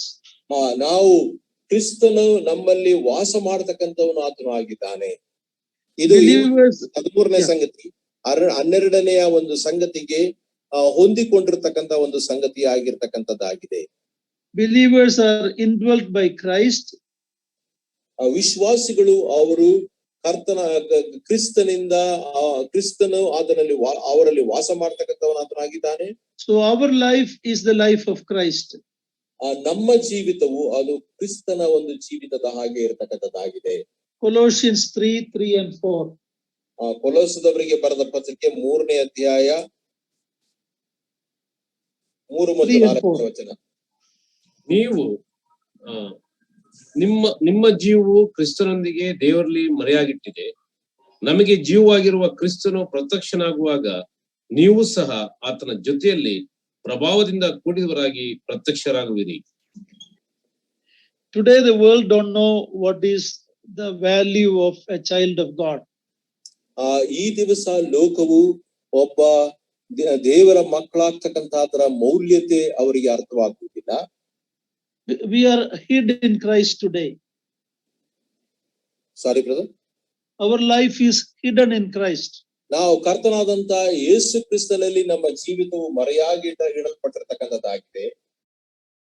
But one day he is going to appear in this world. ಆದ್ರೆ ಒಂದು ದಿವಸ ಈ ಕ್ರಿಸ್ತನು ಈ ಲೋಕದಲ್ಲಿ ಆತನು ಪ್ರತ್ಯಕ್ಷನಾಗ್ತಕ್ಕಂಥವನು ಆಗಿದ್ದಾನೆ. When he appears, the world will see who we were. ಆಗ ಲೋಕವು ನಾವು ಯಾರಾಗಿದ್ದೆವು ಎಂಬುದಾಗಿರ್ತಕ್ಕಂಥ ಸಂಗತಿಯನ್ನ ಲೋಕವು ನೋಡ್ತಕ್ಕಂಥದ್ದಾಗಿದೆ. Galatians 2:20. ಗಲಾತ್ಯದವರಿಗೆ ಬರೆದ ಪತ್ರಿಕೆ 2ನೇ ಅಧ್ಯಾಯ 20ನೇ ವಚನ. Galatians 2:20. ಗಲಾತ್ಯದವರಿಗೆ ಬರೆದ ಪತ್ರಿಕೆ 2ನೇ ಅಧ್ಯಾಯ 20ನೇ ವಚನ. ಕ್ರಿಸ್ತನೊಂದಿಗೆ ಶಿಲುಬೆಗೆ ಹಾಕಿಸಿಕೊಂಡವನಾಗಿದ್ದೇನೆ. ಇನ್ನು ಜೀವಿಸುವನು ನಾನಲ್ಲ, ಕ್ರಿಸ್ತನು ನನ್ನಲ್ಲಿ ಜೀವಿಸುತ್ತಾನೆ. ಈಗ ಶರೀರದಲ್ಲಿರುವ ನಾನು ಜೀವಿಸುವುದು ಹೇಗೆಂದರೆ ದೇವಕುಮಾರನ ಮೇಲಣ ನಂಬಿಕೆಯಲ್ಲಿಯೇ ಆತನು ನನ್ನನ್ನು ಪ್ರೀತಿಸಿ ನನಗೋಸ್ಕರ ತನ್ನನ್ನು ಒಪ್ಪಿಸಿ ಬಿಟ್ಟನು. Yeah, it is no longer I who live, but Christ lives in me. ಇನ್ನು ಜೀವಿಸುವ ನಾನಲ್ಲ, ಕ್ರಿಸ್ತನು ನನ್ನಲ್ಲಿ ಜೀವಿಸುತ್ತಾನೆ. Believers are members of Christ's body, the church. ವಿಶ್ವಾಸಿಗಳು ಕ್ರಿಸ್ತನ ಶರೀರವಾಗಿರತಕ್ಕಂತ ಸಭೆಯ ಒಂದು ಅಂಗಗಳು ಅವರು ಆಗಿದ್ದಾರೆ. Through the baptism of the Holy Spirit, every believer is joined to the body of Christ, the universal church. ಈ ಪ್ರತಿಯೊಬ್ಬ ವಿಶ್ವಾಸಿಯು ಪರಿಶುದ್ಧಾತ್ಮನ ಮೂಲಕವಾಗಿ ದೀಕ್ಷಾ ಸ್ನಾನವನ್ನ ಪಡೆದತಕ್ಕಂಥ ಪ್ರತಿಯೊಬ್ಬ ವಿಶ್ವಾಸಿಯು ಸಹ ಈ ಒಂದು ಸಾರ್ವತ್ರಿಕ ಸಭೆಯ ಒಂದು ಅಂಗಗಳಾಗಿ ಅವರು ಆಗ್ತಕ್ಕಂಥವರಾಗಿದ್ದಾರೆ. Number 14. 14ನೇದಾಗಿ we have eternal security. ನಮ್ಮಲ್ಲಿ ನಿತ್ಯವಾದಂತಹ ಭದ್ರತೆ ಇರತಕ್ಕಂಥದ್ದಾಗಿದೆ. Salvation of believers is secure because of who God is. ಒಬ್ಬ ವಿಶ್ವಾಸಿಯ ರಕ್ಷಣೆಯು ದೇವರು ಆತನು ಯಾರಾಗಿದ್ದಾನೆ ಎಂಬುದರ ಮೇಲೆ ಆಧಾರಗೊಂಡಿರತಕ್ಕಂಥದ್ರ ಮೂಲಕವಾಗಿ ಅದು ಭದ್ರತೆಯಿಂದ ಕೂಡಿರತಕ್ಕಂಥದ್ದಾಗಿದೆ. There are many people, especially the Pentecostal people, many of them believe that we can lose our salvation. ಅನೇಕ ಈ ಒಂದು ಪೆಂತೆಕೋಸ್ಟ್ನ ಜನರು ಅವರು ತಿಳಿಸುವಂತಹ ಒಂದು ಸಂಗತಿ ಏನಂತಂದ್ರೆ ನಾವು ಪಡೆದಿರತಕ್ಕಂಥ ರಕ್ಷಣೆಯನ್ನ ನಾವು ಕಳೆದುಕೊಳ್ಳಬಹುದು ಎಂಬುದಾಗಿರ್ತಕ್ಕಂಥ ಅಂಶವನ್ನು ಅವರು ತಿಳಿಸ್ತಕ್ಕಂಥವರಾಗಿದ್ದಾರೆ. Well, in the study of Hebrews, we saw that if you lose your salvation, you cannot be saved again. ಆದ್ರೆ ನಾವು ಈಗಾಗಲೇ ನಾವು ಗಮನಿಸಲ್ಪಟ್ಟ ಸಂಗತಿಯನ್ನ ನಾವು ಇಬ್ರಿಯರಿಗೆ ಬರೆದ ಪತ್ರಿಕೆಯಲ್ಲಿ ನಾವು ನೋಡ್ತಕ್ಕಂಥವನ್ನಾಗಿದ್ದೇವೆ. ನೀವು ಆ ಒಂದು ರಕ್ಷಣೆಯನ್ನ ನೀವು ಕಳೆದುಕೊಳ್ತಕ್ಕಂಥವರಾಗಿದ್ರೆ ಎಂದೆಂದಿಗೂ ಸಹ ಅದನ್ನ ಹಿಂತಿರುಗಿ ನೀವು ಪಡೀಲಿಕ್ಕೆ ಸಾಧ್ಯವಿಲ್ಲ ಎಂಬುದಾಗಿರ್ತಕ್ಕಂಥ ಸಂಗತಿಯನ್ನ ನಾವು ನೋಡ್ತೇವೆ. Even though I said like that, a child of God can never lose his salvation. ಅದನ್ನ ಹೇಗೆ ನಾನು ತಿಳಿಸ್ತಾ ಇರ್ತಕ್ಕಂಥ ಸಂಗತಿ ಯಾಕೆ ಅಂದ್ರೆ ಒಬ್ಬ ದೇವರ ಮಗಳಾಗಿರ್ತಕ್ಕಂಥವನು ರಕ್ಷಣೆಯನ್ನ ಪಡೆದಿರ್ತಕ್ಕಂಥವರು ಅವ್ರು ಎಂದಿಗೂ ಸಹ ರಕ್ಷಣೆಯನ್ನ ಕಳೆದುಕೊಳ್ತಕ್ಕಂಥ ಒಂದು ಸ್ಥಿತಿ ಇಲ್ಲ. But we brother and people need to be little careful. We don't take this as a license to sin. ಆದರೆ ಸಹೋದರ ಸಭೆಯವರಾಗಿರ್ತಕ್ಕಂಥ ವಿಶ್ವಾಸಿಗಳು ನಾವು ಬಹಳ ಎಚ್ಚರಿಕೆಯನ್ನ ವಹಿಸಬೇಕಾದಂತ ಸಂಗತಿ ನಮ್ಮಲ್ಲಿ ಉಂಟು. ಯಾಕಂದ್ರೆ ಈ ಒಂದು ಪಾಪ ಮಾಡುವುದಕ್ಕೆ ಪರವಾನೆಯನ್ನ ಪಡೆದತಕ್ಕಂಥ ಸಂಗತಿ ಎಂಬುದಾಗಿ ನಾವು ಎಂದಿಗೂ ಸಹ ಈ ಒಂದು ಸಂಗತಿಯನ್ನ ಭಾವಿಸಬಾರದು. Even though our salvation cannot be lost, but our rewards can be lost. That's a great loss. ನಮ್ಮ ರಕ್ಷಣೆಯು ನಾವು ಅದನ್ನ ಕಳೆದುಕೊಳ್ತಕ್ಕಂಥ ಸ್ಥಿತಿ ನಮ್ಗೆ ಆಗುವುದಿಲ್ಲ. ಆದ್ರೆ ಅದರಿಂದ ಬರತಕ್ಕಂಥ ಪ್ರತಿಫಲಗಳ ಆ ಒಂದು ಸಂಗತಿಯನ್ನ ಬಹುಮಾನಗಳನ್ನ ನಾವು ಕಳೆದುಕೊಳ್ತಕ್ಕಂಥ ಒಂದು ಸ್ಥಿತಿ ನಮ್ಮಲ್ಲಿ ಇರ್ತಕ್ಕಂಥದ್ದಾಗಿದೆ. As I said, our security is because of the character of God. ನಮ್ಮ ಒಂದು ಭದ್ರತೆ ಅದು ಹೇಗೆಂದು ಹೇಳುವಂತ ಸಂದರ್ಭದಲ್ಲಿ ದೇವರ ಗುಣಲಕ್ಷಣಗಳು ಅದರಲ್ಲಿ ಹೊಂದಿರತಕ್ಕಂಥ ದೆಸೆಯಿಂದ. God gives eternal life. God cannot lie. He cannot change. So it is the attribute of God that is the basis for our salvation. ನಮ್ಮ ಒಂದು ರಕ್ಷಣೆಗೆ ಮೂಲಕರ್ತವಾದಂತಹ ಸಂಗತಿ ಏನಂದ್ರೆ ದೇವರು ಆತನು ನಿತ್ಯ ಜೀವವನ್ನ ಆತನು ನಮಗೆ ನನ್ನ ಕೊಡುತ್ತೇನೆ ಎಂಬುದಾಗಿ ತಿಳಿಸಿರುವಾಗ ಆತನು ಸುಳ್ಳು ಹೇಳ್ತಕ್ಕಂಥವನು ಆತನು ಅಲ್ಲ. ಆತನು ಕೊಟ್ಟಿರ್ತಕ್ಕಂಥವನಾಗಿದ್ರೆ ಅದು ಹಾಗೇ ಆಗ್ತಕ್ಕಂಥದ್ದಾಗಿದೆ. ನಾವು ಎಂದಿಗೂ ಸಹ ಅದನ್ನ ಕಳೆದುಕೊಳ್ತಕ್ಕಂಥ ಒಂದು ಸಂಗತಿ ನಮ್ಮಲ್ಲಿ ಇರ್ತಕ್ಕಂಥದ್ದಾಗಿರುವುದೇ ಇಲ್ಲ. In Titus 1:1 we read that God who promised that who cannot lie. Please read Titus 1:1. ನಾವು ತೀತನಿಗೆ ಬರೆದ ಪತ್ರಿಕೆ 1ನೇ ಅಧ್ಯಾಯ 1ನೇ ವಚನವನ್ನ ನಾವು ನೋಡೋಣ. Actually verse 2. 2ನೇ ವಚನದಲ್ಲಿ ನಾವು ಆ ಒಂದು ಸಂಗತಿಯನ್ನ ನಾವು ನೋಡ್ತಕ್ಕಂಥವ್ರು ನಾವು ಆಗಿದ್ದೇವೆ. 1 ಮತ್ತು 4ನೇ ವಚನ ಎಲ್ಲವೂ ಸೇರಿ ನಮ್ಮ ಕನ್ನಡ ಭಾಷೆಯಲ್ಲಿ ಉಂಟು. ಕನ್ನಡದಲ್ಲಿ it may be in English it is verse 2. English ನಲ್ಲಿ 2ನೇ ವಚನ, ಆದ್ರೆ ದಯಮಾಡಿ ಪೂರ್ತಿ ಓದ್ತೀನಿ. ದೇವರ ದಾಸನು ಯೇಸು ಕ್ರಿಸ್ತನ ಅಪೊಸ್ತಲನು ಆಗಿರುವ ಪೌಲನು ನಮ್ಮೆಲ್ಲರಿಗೆ ಉದುವಾಗಿರುವ ನಂಬಿಕೆಯ ಸಂಬಂಧದಲ್ಲಿ ನನ್ನ ನಿಜ ಕುಮಾರನಾದ ತೀತನಿಗೆ ಬರೆಯುತ್ತೇನೆಂದರೆ, ತಂದೆಯಾದ ದೇವರಿಂದಲೂ ನಮ್ಮ ರಕ್ಷಕನಾದ ಕ್ರಿಸ್ತ ಯೇಸುವಿನಿಂದಲೂ ನಿನಗೆ ಕೃಪೆಯೂ ಶಾಂತಿಯೂ ಆಗಲಿ. ದೇವರಾದಿಕೊಂಡವರ ನಂಬಿಕೆಯು ಭಕ್ತಿಯನ್ನುಂಟು ಮಾಡುವ ಸತ್ಯದ ಪರಿಜ್ಞಾನವು ವೃದ್ಧಿಯಾಗುವುದಕ್ಕೋಸ್ಕರವೇ ಅಪೊಸ್ತಲನಾಗಿದ್ದೇನೆ. ಆ ನಂಬಿಕೆಗೂ ಸತ್ಯದ ಪರಿಜ್ಞಾನಕ್ಕೂ ನಿತ್ಯ ಜೀವದ ನಿರೀಕ್ಷೆಯೇ ಆಧಾರವಾಗಿದೆ. ಸುಳ್ಳಾಡದ ದೇವರು ಆ ನಿತ್ಯ ಜೀವನ ಕೊಡುತ್ತೇನೆಂದು ಅನಾದಿ ಕಾಲದಲ್ಲಿ ವಾಗ್ದಾನ ಮಾಡಿ ತನ್ನ ಕ್ಲುಪ್ತ ಸಮಯದಲ್ಲಿ ವಾಗ್ದಾನ ನೆರವೇರಿಸಿ ಪ್ರಸಂಗದ ಮೂಲಕ ಪ್ರಕಟಿಸಿದನು. ಆ ಪ್ರಸಂಗಗೋಚಗೂ ನಮ್ಮ ರಕ್ಷಕನಾದ ದೇವರ ಅಪ್ಪಣೆ ಪ್ರಕಾರ ನಮಗೆ ಒಪ್ಪಿಸಲ್ಪಟ್ಟಿದೆ. ಸುಳ್ಳಾಡದ ದೇವರು ಕೊಟ್ಟ ವಾಗ್ದಾನ. It's a promise made by a God who promised eternal salvation. ಈ ಒಂದು ನಿತ್ಯ ಕಾಲದ ರಕ್ಷಣೆಯನ್ನ ವಾಗ್ದಾನ ಮಾಡಿರತಕ್ಕಂಥವನು ಸುಳ್ಳಾಡದ ದೇವರು ಆ ನಿತ್ಯ ಜೀವವನ್ನ ಕೊಡುತ್ತೇನೆ ಎಂಬುದಾಗಿ ಹೇಳಿರ್ತಕ್ಕಂಥ ದೇವರು ತಾನೇ ಆತನು ತಿಳಿಸಿರ್ತಕ್ಕಂಥವನು ಆತನು ಆಗಿದ್ದಾನೆ. So our salvation security is because of who God is. ನಮ್ಮ ಒಂದು ರಕ್ಷಣೆಯ ಭದ್ರತೆಯು ದೇವರು ಯಾರಾಗಿದ್ದಾನೆ ಎಂಬುದರ ಮೇಲೆ ಆಧಾರಗೊಂಡಿರತಕ್ಕಂಥದ್ದಾಗಿದೆ. It is also based on the 3 tense work of Christ. 3 ತ್ರಿಕಾಲದ ಕೆಲಸ. ದೇವರ ಒಂದು ತ್ರಿಕಾಲದ ಸಂಗತಿಯಲ್ಲಿ ನಮ್ಮ ರಕ್ಷಣೆ ಕಾರ್ಯ ಇರತಕ್ಕಂಥದ್ದಾಗಿದೆ. The Lord Jesus Christ worked in 3 tenses.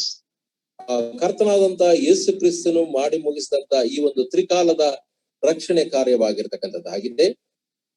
1, his finished work on the cross. ಮೊದಲನೇದಾಗಿ ಇರತಕ್ಕಂಥ ಸಂಗತಿ ಏನಂದ್ರೆ ಕರ್ತನಾದಂತ ಯೇಸು ಕ್ರಿಸ್ತನು ಶಿಲುಬೆಯ ಮೇಲೆ ಮಾಡಿ ಮುಗಿಸಿದಂತ ಕಾರ್ಯವಾಗಿರ್ತಕ್ಕಂಥದ್ದಾಗಿದೆ. In the past. ಅದು ಭೂತಕಾಲದಲ್ಲಿ. What he is doing today in the presence of the Father as our great high priest interceding for us. ಆದರೆ ಈ ದಿವಸಗಳಲ್ಲಿ ಪ್ರಸ್ತುತ ಕಾಲದಲ್ಲಿ ತಂದೆಯ ಬಲಪಾರ್ಶ್ವದಲ್ಲಿ ಆತನು ಕೂತುಕೊಂಡು ಮಹಾಯಾಜಕನಾಗಿ ನಮಗೋಸ್ಕರ ಮಾಡ್ತಕ್ಕಂಥ ವಿಜ್ಞಾಪನೆಯ ಒಂದು ಕಾರ್ಯವಾಗಿರ್ತಕ್ಕಂಥ ಒಂದು ಸಂಗತಿ ಆಗಿದೆ. And in the future, when he come to receive us, our salvation will be completed. ಆದ್ರೆ ನಮ್ಮನ್ನ ಆತನು ಸ್ವೀಕರಿಸುವಂತ ಒಂದು ಸಮಯದಲ್ಲಿ ಆತನು ಬರುವಂತ ಸಂದರ್ಭದಲ್ಲಿ ನಮ್ಮ ರಕ್ಷಣೆಯು ಅದು ಪರಿಪೂರ್ಣವಾಗ್ತಕ್ಕಂಥದ್ದಾಗಿದೆ. Our soul is saved. ನಮ್ಮ ಆತ್ಮ ರಕ್ಷಿಸಲ್ಪಡುತ್ತದೆ. We are daily saved from the power of sin. ನಾವು ಪಾಪದ ಒಂದು ಶಕ್ತಿಯಿಂದ ಪ್ರತಿ ದಿವಸವೂ ನಾವು ರಕ್ಷಿಸಲ್ಪಡ್ತೇವೆ. One day our body will be saved from the presence of sin. ಈ ಒಂದು ದಿವಸ ಈ ಒಂದು ಶರೀರವು ಸಹ ಪಾಪದ ಸಾನ್ನಿಧ್ಯದಿಂದ ಅದು ನಮ್ಮ ಬಿಡುಗಡೆ ಹೊಂದತಕ್ಕಂಥದ್ದಾಗಿದೆ. We are saved from the penalty of sin. ಶಿಕ್ಷೆಯಿಂದ ನಾವು ಪಾಪದ ಶಿಕ್ಷೆಯಿಂದ ನಾವು ರಕ್ಷಿಸಲ್ಪಟ್ಟಂತವರಾಗಿದ್ದೇವೆ. We are daily saved from the power of sin. ನಾವು ಪಾಪದ ಶಕ್ತಿಯಿಂದ ಪ್ರತಿನಿತ್ಯವೂ ನಾವು ರಕ್ಷಿಸಲ್ಪಡುತ್ತಲೇ ನಾವಿದ್ದೇವೆ. One day we will be saved from the presence of sin. Hallelujah. ಪಾಪದ ಸಾನ್ನಿಧ್ಯದಿಂದ ಒಂದು ದಿವಸ ನಾವು ಸಂಪೂರ್ಣವಾಗಿ ನಾವು ರಕ್ಷಿಸಲ್ಪಡ್ತೇವೆ. Number 15. 15ನೇದು, we have assurance of salvation. ನಮ್ಮ ರಕ್ಷಣೆಗೆ ನಮಗೆ ವಾಗ್ದಾನ ಇರತಕ್ಕಂಥದ್ದಾಗಿದೆ. Assurance ಏನಿದೆ? ಖಚಿತತೆ. Okay. It is connected with the security of salvation.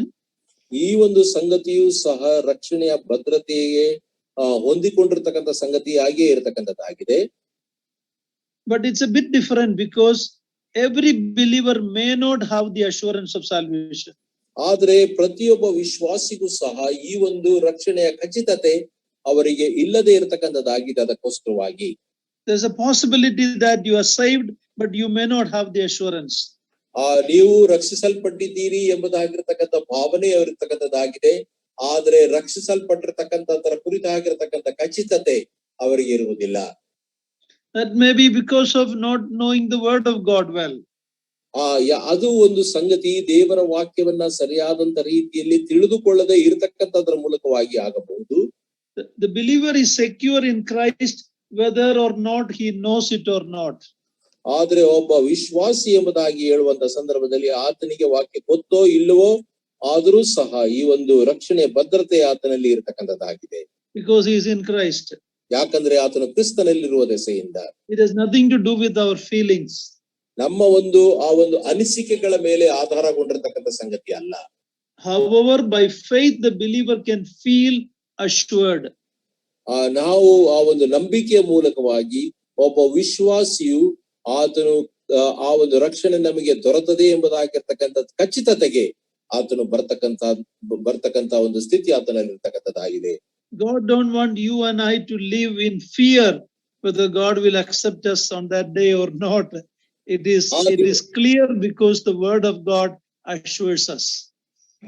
ದೇವರ ವಾಕ್ಯವು ನಮಗೆ ಆ ಒಂದು ಸಂಗತಿಯನ್ನ ವಾಗ್ದಾನಿಸಿರುವಂತ ದೆಸೆಯಿಂದ ನಾವು ದೇವರು ನಮ್ಮನ್ನ ಆತನು ಆ ದಿವಸದಲ್ಲಿ ಸ್ವೀಕರಿಸುತ್ತಾನೋ ಇಲ್ಲವೋ ಎಂಬುದಾಗಿರ್ತಕ್ಕಂಥ ಅನುಮಾನ, ಆ ರೀತಿಯಾದಂತ ಅಭದ್ರತೆಯ ಒಂದು ಸಂಗತಿ ನಮ್ಮಲ್ಲಿ ಇರ್ತಕ್ಕಂಥದ್ದಾಗಿರಬಾರದು. ಆ ಒಂದು ಖಚಿತತೆ ನಮ್ಮಲ್ಲಿ ಇರ್ತಕ್ಕಂಥದ್ದಾಗಿರಬೇಕು. Some people ask me how they are not sure because after we are saved we commit sin in our thoughts, in our words. So many people are not sure because of the presence of sin in our life. ಯಾಕಂದ್ರೆ ನಾವು ಪಾಪದ ಒಂದು ಸಾನ್ನಿಧ್ಯದಲ್ಲಿ ನಾವು ಇರತಕ್ಕಂಥ ದೆಸೆಯಿಂದ ನಾವು ಪಾಪ ನಮ್ಮ ಒಂದು ಆಲೋಚನಾ ಒಂದು ವಿಷಯದಲ್ಲಿ ನಾವು ಪಾಪ ಮಾಡಬಹುದು, ನಮ್ಮ ಕ್ರಿಯೆಗಳಲ್ಲಿ ನಾವು ಪಾಪ ಮಾಡ್ತಕ್ಕಂಥದ್ದಾಗಿರಬಹುದು.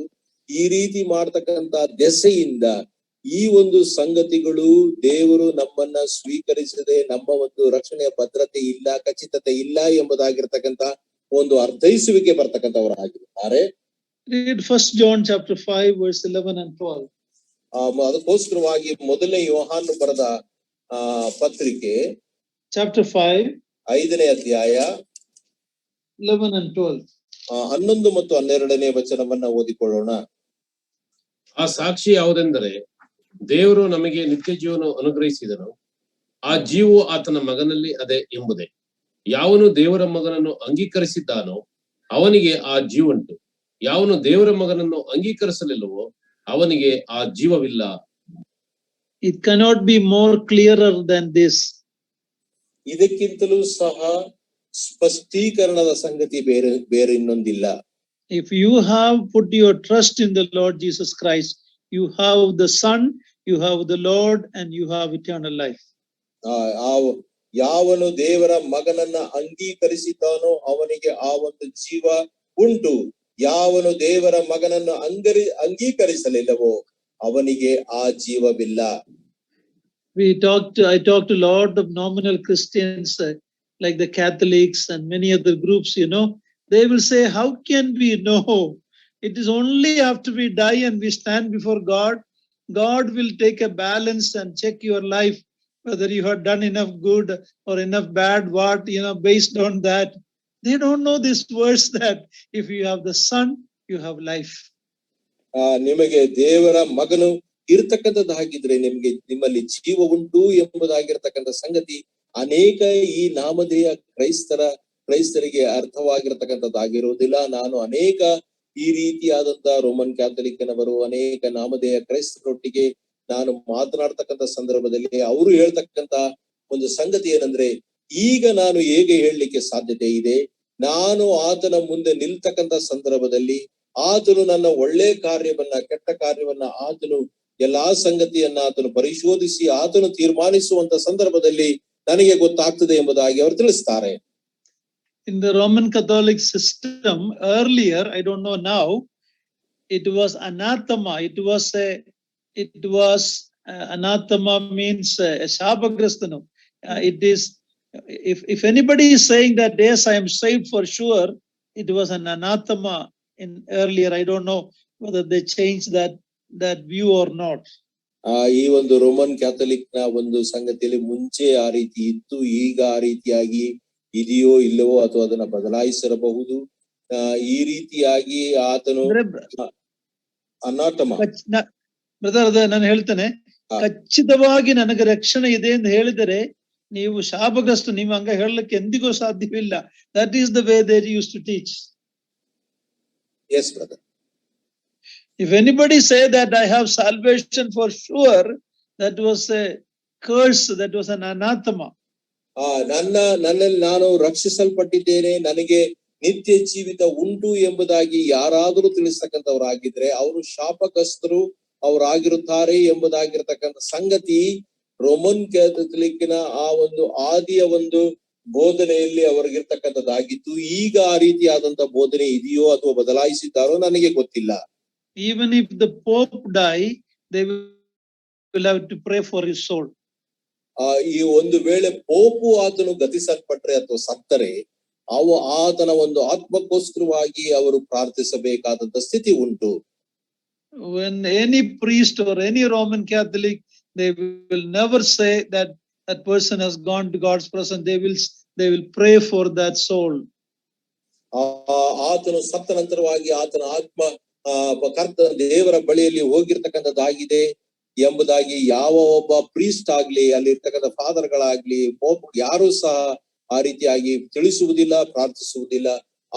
ಅವರು ನಂತರವಾಗಿ ಪ್ರಾರ್ಥಿಸ್ತಾರೆ, ಯಾಕಂದ್ರೆ ಅವರ ಆತ್ಮ ದೇವರ ಬಳಿಗೆ ಮುಟ್ಟಲಿ ಎಂಬುದಾಗಿ. Number 16. 16ನೇದಾಗಿ, we are destined to be glorified and conformed to Christ. ನಾವು ಆ ಒಂದು ಪರಲೋಕಕ್ಕೆ ನಾವು ನೇಮಿಸಲ್ಪಟ್ಟು ಕರ್ತನಾದಂತ ಯೇಸು ಕ್ರಿಸ್ತನ ಸಾರೂಪ್ಯಕ್ಕೆ ನಾವು ನಡೆಸಲ್ಪಡುವುದಕ್ಕೋಸ್ಕರವಾಗಿ. This is the ultimate blessing that you and I can have. ಇದುವೇ ಅಂತಿಮವಾಗಿ ನೀನು ನಾನು ಹೊಂದತಕ್ಕಂತ ಒಂದು ಸ್ವಾಸ್ಥ್ಯದ ಒಂದು ಸಂಗತಿ ಆಗಿರತಕ್ಕಂಥದ್ದಾಗಿದೆ. This is more than I can comprehend or understand. ಇದನ್ನ ನಾನು ನೀನು ಅರ್ಥೈಸಿಕೊಳ್ಳಲಾಗದೇ ಇರತಕ್ಕಂತ ಒಂದು ಸಂಗತಿಯಾಗಿ ಇದು ಇರತಕ್ಕಂಥದ್ದಾಗಿದೆ. Philippians 3:20 and 21. ಫಿಲಿಪ್ ಅವರಿಗೆ ಬರೆದ ಪತ್ರಿಕೆ 3ನೇ ಅಧ್ಯಾಯ 20 ಮತ್ತು 21ನೇ ವಚನ. In Kannada, maybe it is 19 on. Please read it. ನಾವು ಪರಲೋಕ ಸಂಸ್ಥಾನದವರು ಅಲ್ಲಿಂದ ಓದಿರಿ ಬ್ರದರ್. 19ನೇ ವಚನದ ಕಡೆ ಭಾಗದಿಂದ ಬ್ರದರ್. ಓಕೆ. ನಾವಾದರೂ ಪರಲೋಕ ಸಂಸ್ಥಾನದವರು ಕರ್ತನಾದ ಯೇಸು ಕ್ರಿಸ್ತನು ಅಲ್ಲಿಂದಲೇ ರಕ್ಷಕನಾಗಿ ಬರುವುದನ್ನು ಎದುರು ನೋಡುತ್ತಾ ಇದ್ದೇವೆ. ಮುಂದೆ ಆತನು ಎಲ್ಲವನ್ನು ತನಗೆ ಅಧೀನ ಮಾಡಿಕೊಳ್ಳಲಾಗುವ ಪರಾಕ್ರಮವನ್ನು ಸಾಧಿಸಿ ದೀನಾವಸ್ಥೆಯುಳ್ಳ ನಮ್ಮ ದೇಹವನ್ನು ರೂಪಾಂತರಪಡಿಸಿ ಪ್ರಭಾವವುಳ್ಳ ತನ್ನ ದೇಹದ ಸಾರೂಪ್ಯವಾಗುವಂತೆ ಮಾಡುವನು. 1 John 3:2. ಮೊದಲೇ ಯೋಹಾನು ಬರೆದ ಪತ್ರಿಕೆ 3ನೇ ಅಧ್ಯಾಯ 2ನೇ ವಚನ. ಈಗ ಪ್ರಿಯರೇ, ಈಗ ದೇವರ ಮಕ್ಕಳಾಗಿದ್ದೇವೆ, ಮುಂದೆ ಏನು ಆಗುವೆವೋ ಅದು ಇನ್ನೂ ಪ್ರತ್ಯಕ್ಷವಾಗಲಿಲ್ಲ. ಕ್ರಿಸ್ತನು ಪ್ರತ್ಯಕ್ಷನಾದರೆ ನಾವು ಆತನ ಆಗಿರುವುದೆಂದು ಬಲ್ಲೆವು, ಯಾಕೆಂದ್ರೆ ಆ ತಿನ್ನರು ಪ್ರಕಾರವೇ ಆತನನ್ನ ನೋಡುವೆವು. 1 Corinthians 15:48 and 49. ಮೊದಲನೇ ಕೊರಿಂಥದವರಿಗೆ ಬರೆದ ಪತ್ರಿಕೆ 15ನೇ ಅಧ್ಯಾಯ 48 and 49. 14 ಮತ್ತು 49ನೇ ವಚನ. No, 48 and 49. 48ನೇ ವಚನ ಮತ್ತು 49ನೇ ವಚನ. ಮಣ್ಣಿನಿಂದ ಹುಟ್ಟಿದವನು ಎಂತವನೋ ಮಣ್ಣಿಗೆ ಸಂಬಂಧಪಟ್ಟವರು ಅಂತವರೇ, ಪರಲೋಕದಿಂದ ಬಂದಾತನು ಎಂತವನೋ ಪರಲೋಕ ಸಂಬಂಧಪಟ್ಟವರು ಅಂತವರೇ. ನಾವು ಮಣ್ಣಿನಿಂದ ಹುಟ್ಟಿದವನ ಸಾರೂಪ್ಯವನ್ನು ಧರಿಸಿಕೊಂಡಿರುವ ಪ್ರಕಾರ ಪರಲೋಕದಿಂದ ಬಂದಾತನ ಸಾರೂಪ್ಯವನ್ನು ಧರಿಸಿಕೊಳ್ಳಬೇಕು. This is the ultimate blessing that you and I will be like our Lord Jesus Christ. ಇದು ಅಂತಿಮವಾದಂತ ಒಂದು ಸ್ಥಿತಿ ನಮ್ಮದಾಗಿರ್ತಕ್ಕಂಥದ್ದಾಗಿದೆ, ನಿನ್ನದು ಮತ್ತು ನನ್ನದು. ನಮ್ಮ ಕರ್ತನಾದಂತ ಯೇಸು ಕ್ರಿಸ್ತನ ಸಾರೂಪ್ಯಕ್ಕೆ ನಾವು ನಡೆಸಲ್ಪಡ್ತಕ್ಕಂಥದ್ದು. Don't misunderstand. We won't become Jesus Christ, but we'll be like him in perfection. ನಾವು ಕ್ರಿಸ್ತನಾಗ್ತಕ್ಕಂಥದ್ದಲ್ಲ, ನನ್ನನ್ನು ತಪ್ಪಾಗಿ ಅರ್ಥ ಮಾಡಿಕೊಳ್ಳಬೇಡ್ರಿ, ಆದ್ರೆ ಕ್ರಿಸ್ತನ ಹಾಗೆ ಆಗ್ತಕ್ಕಂಥ ಒಂದು ಸಂಗತಿ ನಾವು ಆಗ್ತೇವೆ. This is God's ultimate goal for all believers to become like his beloved son. ದೇವರ ಒಂದು ಅಂತಿಮವಾದಂತ ಒಂದು ಅಪೇಕ್ಷೆ ಅದೇನಂತಂದ್ರೆ ಎಲ್ಲಾ ಆತನ ಮಕ್ಕಳು ತನ್ನ ಮಗನ ಸಾರೂಪ್ಯಕ್ಕೆ ನಡೆಸಲ್ಪಡ್ತಕ್ಕಂಥವರಾಗಿರಬೇಕೆಂಬುದಾಗಿ. When rapture happens, we will immediately become like him. ನಾವು ಎತ್ತಲ್ಪಡ್ತಕ್ಕಂಥ ಸಂದರ್ಭದಲ್ಲಿ ತಕ್ಷಣವಾಗಿ ಈ ಒಂದು ಸಂಗತಿ ಅದು ಆಗ್ತಕ್ಕಂಥದ್ದಾಗಿದೆ. But God is more pleased with me and you that today in this imperfect world, in this imperfect body, each day we become a little bit more like his beloved son. ಆದ್ರೆ ಈ ಒಂದು ಪರಿಪೂರ್ಣವಿಲ್ಲದೆ ಇರತಕ್ಕಂತ ಲೋಕದಲ್ಲಿ, ಪರಿಪೂರ್ಣವಾಗಿಲ್ಲದೆ ಇರತಕ್ಕಂತ ಈ ಒಂದು ಶರೀರದಲ್ಲಿ ನಾವಿರತಕ್ಕಂತ ಸಂದರ್ಭದಲ್ಲಿಯೂ ಸಹ ನಾವು ಈ ಲೋಕದಲ್ಲಿ ಜೀವಿತವನ್ನ ಮಾಡುವಾಗ ಆತನ ಮಗನ ಸಾರೂಪ್ಯದಕ್ಕೆ ಅನುಗುಣವಾಗಿ ನಾವು ಜೀವಿಸಬೇಕೆಂಬುದಾಗಿ ದೇವರು ಆತನು ಬಯಸುವಂತವನು ಆತನಾಗಿದ್ದಾನೆ. What is our response as we studied, as we close now, as we studied this topic of salvation? What can be our response to so great a salvation God has given us? ದೇವರು ನಮಗೆ ಅನುಗ್ರಹಿಸಿರ್ತಕ್ಕಂಥ ಅತ್ಯಂತ ವಿಶೇಷವಾದಂತ ರಕ್ಷಣೆ, ಈ ಒಂದು ರಕ್ಷಣೆ ನಮ್ಮದಾಗಿರ್ತಕ್ಕಂಥ ಸಂದರ್ಭದಲ್ಲಿ ಇದರ ಕುರಿತಾಗಿರ್ತಕ್ಕಂಥ ನಮ್ಮ ಪ್ರತಿಕ್ರಿಯೆ ಏನಾಗಿರ್ತಕ್ಕಂಥದ್ದಾಗಿದೆ? It is Romans chapter 12 verse 1 and 2. ರೋಮಾಪುರದವರಿಗೆ ಬರೆದ ಪತ್ರಿಕೆ 12ನೇ ಅಧ್ಯಾಯ 1 ಮತ್ತು 2ನೇ ವಚನ.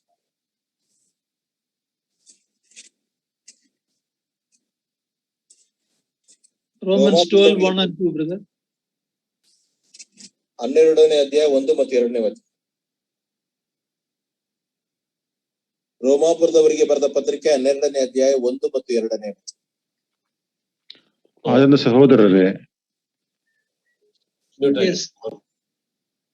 ದೇವರ ಕನಿಕರವನ್ನು ನಿಮ್ಮ ನೆನಪಿಟ್ಟುಕೊಂಡು ನಿಮ್ಮನ್ನು ಬೇಡಿಕೊಳ್ಳುವುದೇನೆಂದರೆ, ನೀವು ನಿಮ್ಮ ದೇಹಗಳನ್ನು ದೇವರಿಗೆ ಮೀಸಲಾಗಿಯೂ ಮೆಚ್ಚುಗೆಯಾಗಿಯೂ ಇರುವ ಸಜೀವ ಯಜ್ಞವಾಗಿ ಅರ್ಪಿಸಿರಿ. ಇದೇ ನಿಮ್ಮ ವಿವೇಕಪೂರ್ವಕವಾದ ಆರಾಧನೆಯು. Yeah, that's our response that you and I can have as we studied this topic. ಈ ಒಂದು ವಿಷಯವನ್ನ ನೀನು ಮತ್ತು ನಾನು ನಾವು ಅಭ್ಯಾಸ ಮಾಡ್ತಾ ಇರತಕ್ಕಂಥ ಸಂದರ್ಭದಲ್ಲಿ ಇದು ನನ್ನ ಮತ್ತು ನಿನ್ನ ಒಂದು ಅಭಿಲಾಷೆ ಆಗಿರ್ತಕ್ಕಂಥದ್ದಾಗಿದೆ. There the word body actually means the whole person. ಇಲ್ಲಿ ದೇಹ ಎಂಬುದಾಗಿ ಹೇಳ್ತಕ್ಕಂಥ ಸಂದರ್ಭದಲ್ಲಿ ಸಂಪೂರ್ಣವಾಗಿರ್ತಕ್ಕಂಥ ಮನುಷ್ಯನು, ನಮ್ಮ ಸಂಪೂರ್ಣ ವ್ಯಕ್ತಿತ್ವ, ಬಾಡಿ, ಸೋಲ್ ಅಂಡ್ ಸ್ಪಿರಿಟ್. ಈ ಒಂದು ಸಂಪೂರ್ಣವಾದಂತ ವ್ಯಕ್ತಿತ್ವ, ಶರೀರ, ಪ್ರಾಣ, ಆತ್ಮ. Lastly, 2 Corinthians 5:14 and 15. ಎರಡನೇ ಕೊರಿಂಥದವರಿಗೆ ಬರೆದ ಪತ್ರಿಕೆ Chapter 5 verse 14 and 15. 5ನೇ ಅಧ್ಯಾಯ 14 ಮತ್ತು 15ನೇ ವಚನ. ಕ್ರಿಸ್ತನ ಪ್ರೀತಿಯು ನಮಗೆ ಒತ್ತಾಯ ಮಾಡುತ್ತದೆ. ಎಲ್ಲರಿಗೋಸ್ಕರ ಒಬ್ಬನು ಸತ್ತದ್ದರಿಂದ ಎಲ್ಲರೂ ಸ್ವತಂತ್ರವೆಂದು ನಿಶ್ಚಯಿಸಿಕೊಂಡೆವು. ಜೀವಿಸುವವರು ಇನ್ನು ಇನ್ನ ಮೇಲೆ ತಮಗಾಗಿ ಜೀವಿಸದೆ ತಮಗೋಸ್ಕರ ಸತ್ತು ಎದ್ದು ಬಂದ ಆತನಿಗೆ ಜೀವಿಸಬೇಕೆಂತಲೇ ಆತನು ಎಲ್ಲರಿಗೋಸ್ಕರ ಸತ್ತನು. Yeah, this is, as we studied this topic, this is what our response should be. ಈ ಒಂದು ವಿಷಯವಾದಂತ ರಕ್ಷಣೆಯ ಕುರಿತಾಗಿರ್ತಕ್ಕಂಥ ಅತ್ಯಂತ ವಿಶೇಷವಾದಂತ ರಕ್ಷಣೆಯನ್ನು ನಾವು ಅಭ್ಯಾಸ ಮಾಡತಕ್ಕಂಥ ಸಂದರ್ಭದಲ್ಲಿ ಇದು ನಮ್ಮ ಪ್ರತಿಕ್ರಿಯೆ ಆಗಿರ್ತಕ್ಕಂಥದ್ದಾಗಿರಬೇಕು. Give ourselves completely to him. ಆತನಿಗೆ ನಮ್ಮನ್ನ ನಾವು ಒಪ್ಪಿಸಿಕೊಡ್ತಕ್ಕಂಥದ್ದಾಗಿರಬೇಕು. Indeed, it will be tragic if with all this blessing, if someone reject this so great salvation, how shall they escape? ಈ ಎಲ್ಲಾ ಸಂಗತಿಗಳು ನಮ್ಮದಾಗಿರ್ತಕ್ಕಂಥ ಸಂದರ್ಭದಲ್ಲಿ ಇಂಥ ಒಂದು ಅತ್ಯಂತ ವಿಶೇಷವಾದಂತ ರಕ್ಷಣೆಯನ್ನ ನಮ್ಮ ಮುಂದೆ ನಾವು ಇರ್ತಕ್ಕಂಥ ಸಂದರ್ಭದಲ್ಲಿ ನಾವು ಅದನ್ನ ಅಸಡ್ಡೆ ಮಾಡಿದರೆ ಅದನ್ನ ನಾವು ತಪ್ಪಿಸಿಕೊಳ್ಳುವುದು ಹೇಗೆ? With the benefit and blessing so good and the consequence of rejecting so bad, who would not be saved? ಈ ಇಂಥ ಒಂದು ವಿಶೇಷವಾದಂತ ರಕ್ಷಣೆಯ ಒಂದು ಆಶೀರ್ವಾದವು ಅಧಿಕವಾಗಿ ಅನೇಕ ಸಂಗತಿಗಳಿಂದ ಒಳಪಟ್ಟಿರ್ತಕ್ಕಂಥದ್ದಾಗಿದೆ. ಆದ್ರೆ ಆ ಒಂದು ಅತ್ಯಂತ ವಿಶೇಷವಾದಂತ ರಕ್ಷಣೆಯನ್ನು ತಿರಸ್ಕರಿಸಿದರೆ ಅದಕ್ಕೆ ಆಗ್ತಕ್ಕಂಥ ತೀಕ್ಷ್ಣತೆಯೂ ಸಹ ಅಷ್ಟೇ ಗಂಭೀರವಾದಂತ ಸ್ಥಿತಿ ಆಗಿರ್ತಕ್ಕಂಥದ್ದಾಗಿದೆ. I don't know if there's anyone listening to us today that is not sure that you are a child of God. Tonight, don't go to sleep before you make that decision. ಇನ್ನು ನಮ್ಮನ್ನ ಈ ರೀತಿಯ ಈ ಒಂದು ಸಂಗತಿಯನ್ನ ಕೇಳ್ತಾ ಇರ್ತಕ್ಕಂಥವ್ರು ಯಾರಾದ್ರೂ ಇನ್ನೂ ಸಹ ಈ ಒಂದು ವಿಶೇಷವಾದಂತ ರಕ್ಷಣೆಯನ್ನ ತಮ್ಮದಾಗಿಸಿಕೊಳ್ಳದೆ ಇರ್ತಕ್ಕಂಥದ್ದಾಗಿದ್ರೆ ನೀವು ಮಲಗುವುದಕ್ಕೆ ನೀವು ಹೋಗಬೇಡ್ರಿ. ಈ ಒಂದು ತೀರ್ಮಾನವನ್ನ ಮಾಡಿ ನೀವು ಮುಂದಕ್ಕೆ ನೀವು ಮಲಗಲಿಕ್ಕೆ ನೀವು ಹೋಗ್ರಿ. Thank you for patiently listening. These many weeks we are concluding this topic today here. ಈ ಅನೇಕ ವಾರಗಳು ಈ ಒಂದು ರಕ್ಷಣೆ ಕುರಿತಾಗಿರ್ತಕ್ಕಂಥ ಅಧ್ಯಯನವನ್ನ ನಾವು ಮಾಡಿದೆವು. ಈ ಒಂದು ಅಧ್ಯಯನವನ್ನ ಈ ವಾರ ನಾವು ಇಲ್ಲಿಗೆ ನಾವು ಮುಗಿಸ್ತಾ ಇರತಕ್ಕಂಥವರಾಗಿದ್ದೇವೆ. Next Lord's Day, when we gather around the Lord's Supper, let us really understand how great our salvation is. ನಾವು ಕರ್ತನ ಮೇಜಿನ ಬಳಿಯಲ್ಲಿ ನಾವೆಲ್ಲರೂ ಸಹ ನಾವು ಸೇರಿ ಬರ್ತಕ್ಕಂಥ ಸಂದರ್ಭದಲ್ಲಿ ಈ ಒಂದು ಅತ್ಯಂತ ವಿಶೇಷವಾದಂತ ರಕ್ಷಣೆ ಎಷ್ಟು ಮಹತ್ತರವಾದಂತಹದ್ದಾಗಿದೆ ಎಂಬುದಾಗಿರತಕ್ಕಂತ ಅರ್ಥೈಸುವಿಕೆಯಿಂದ ನಾವು ಕೂಡಿ ಬಂದು ಆತನನ್ನ ಇನ್ನೂ ಹೆಚ್ಚಾಗಿ ನಾವು ಮಹಿಮೆ ಪಡಿಸುವವರನ್ನಾಗಿ ನಮ್ಮನ್ನು ಮಾಡಿ. We don't have to wait for the Lord's Supper. Every day we can be thankful to God for so great salvation. ನಾವು ಆ ಒಂದು ಕರ್ತನ ಒಂದು ದಿವಸಕ್ಕೋಸ್ಕರವಾಗಿ ನಾವು ಕಾಯ್ತಕ್ಕಂಥದ್ದಲ್ಲ.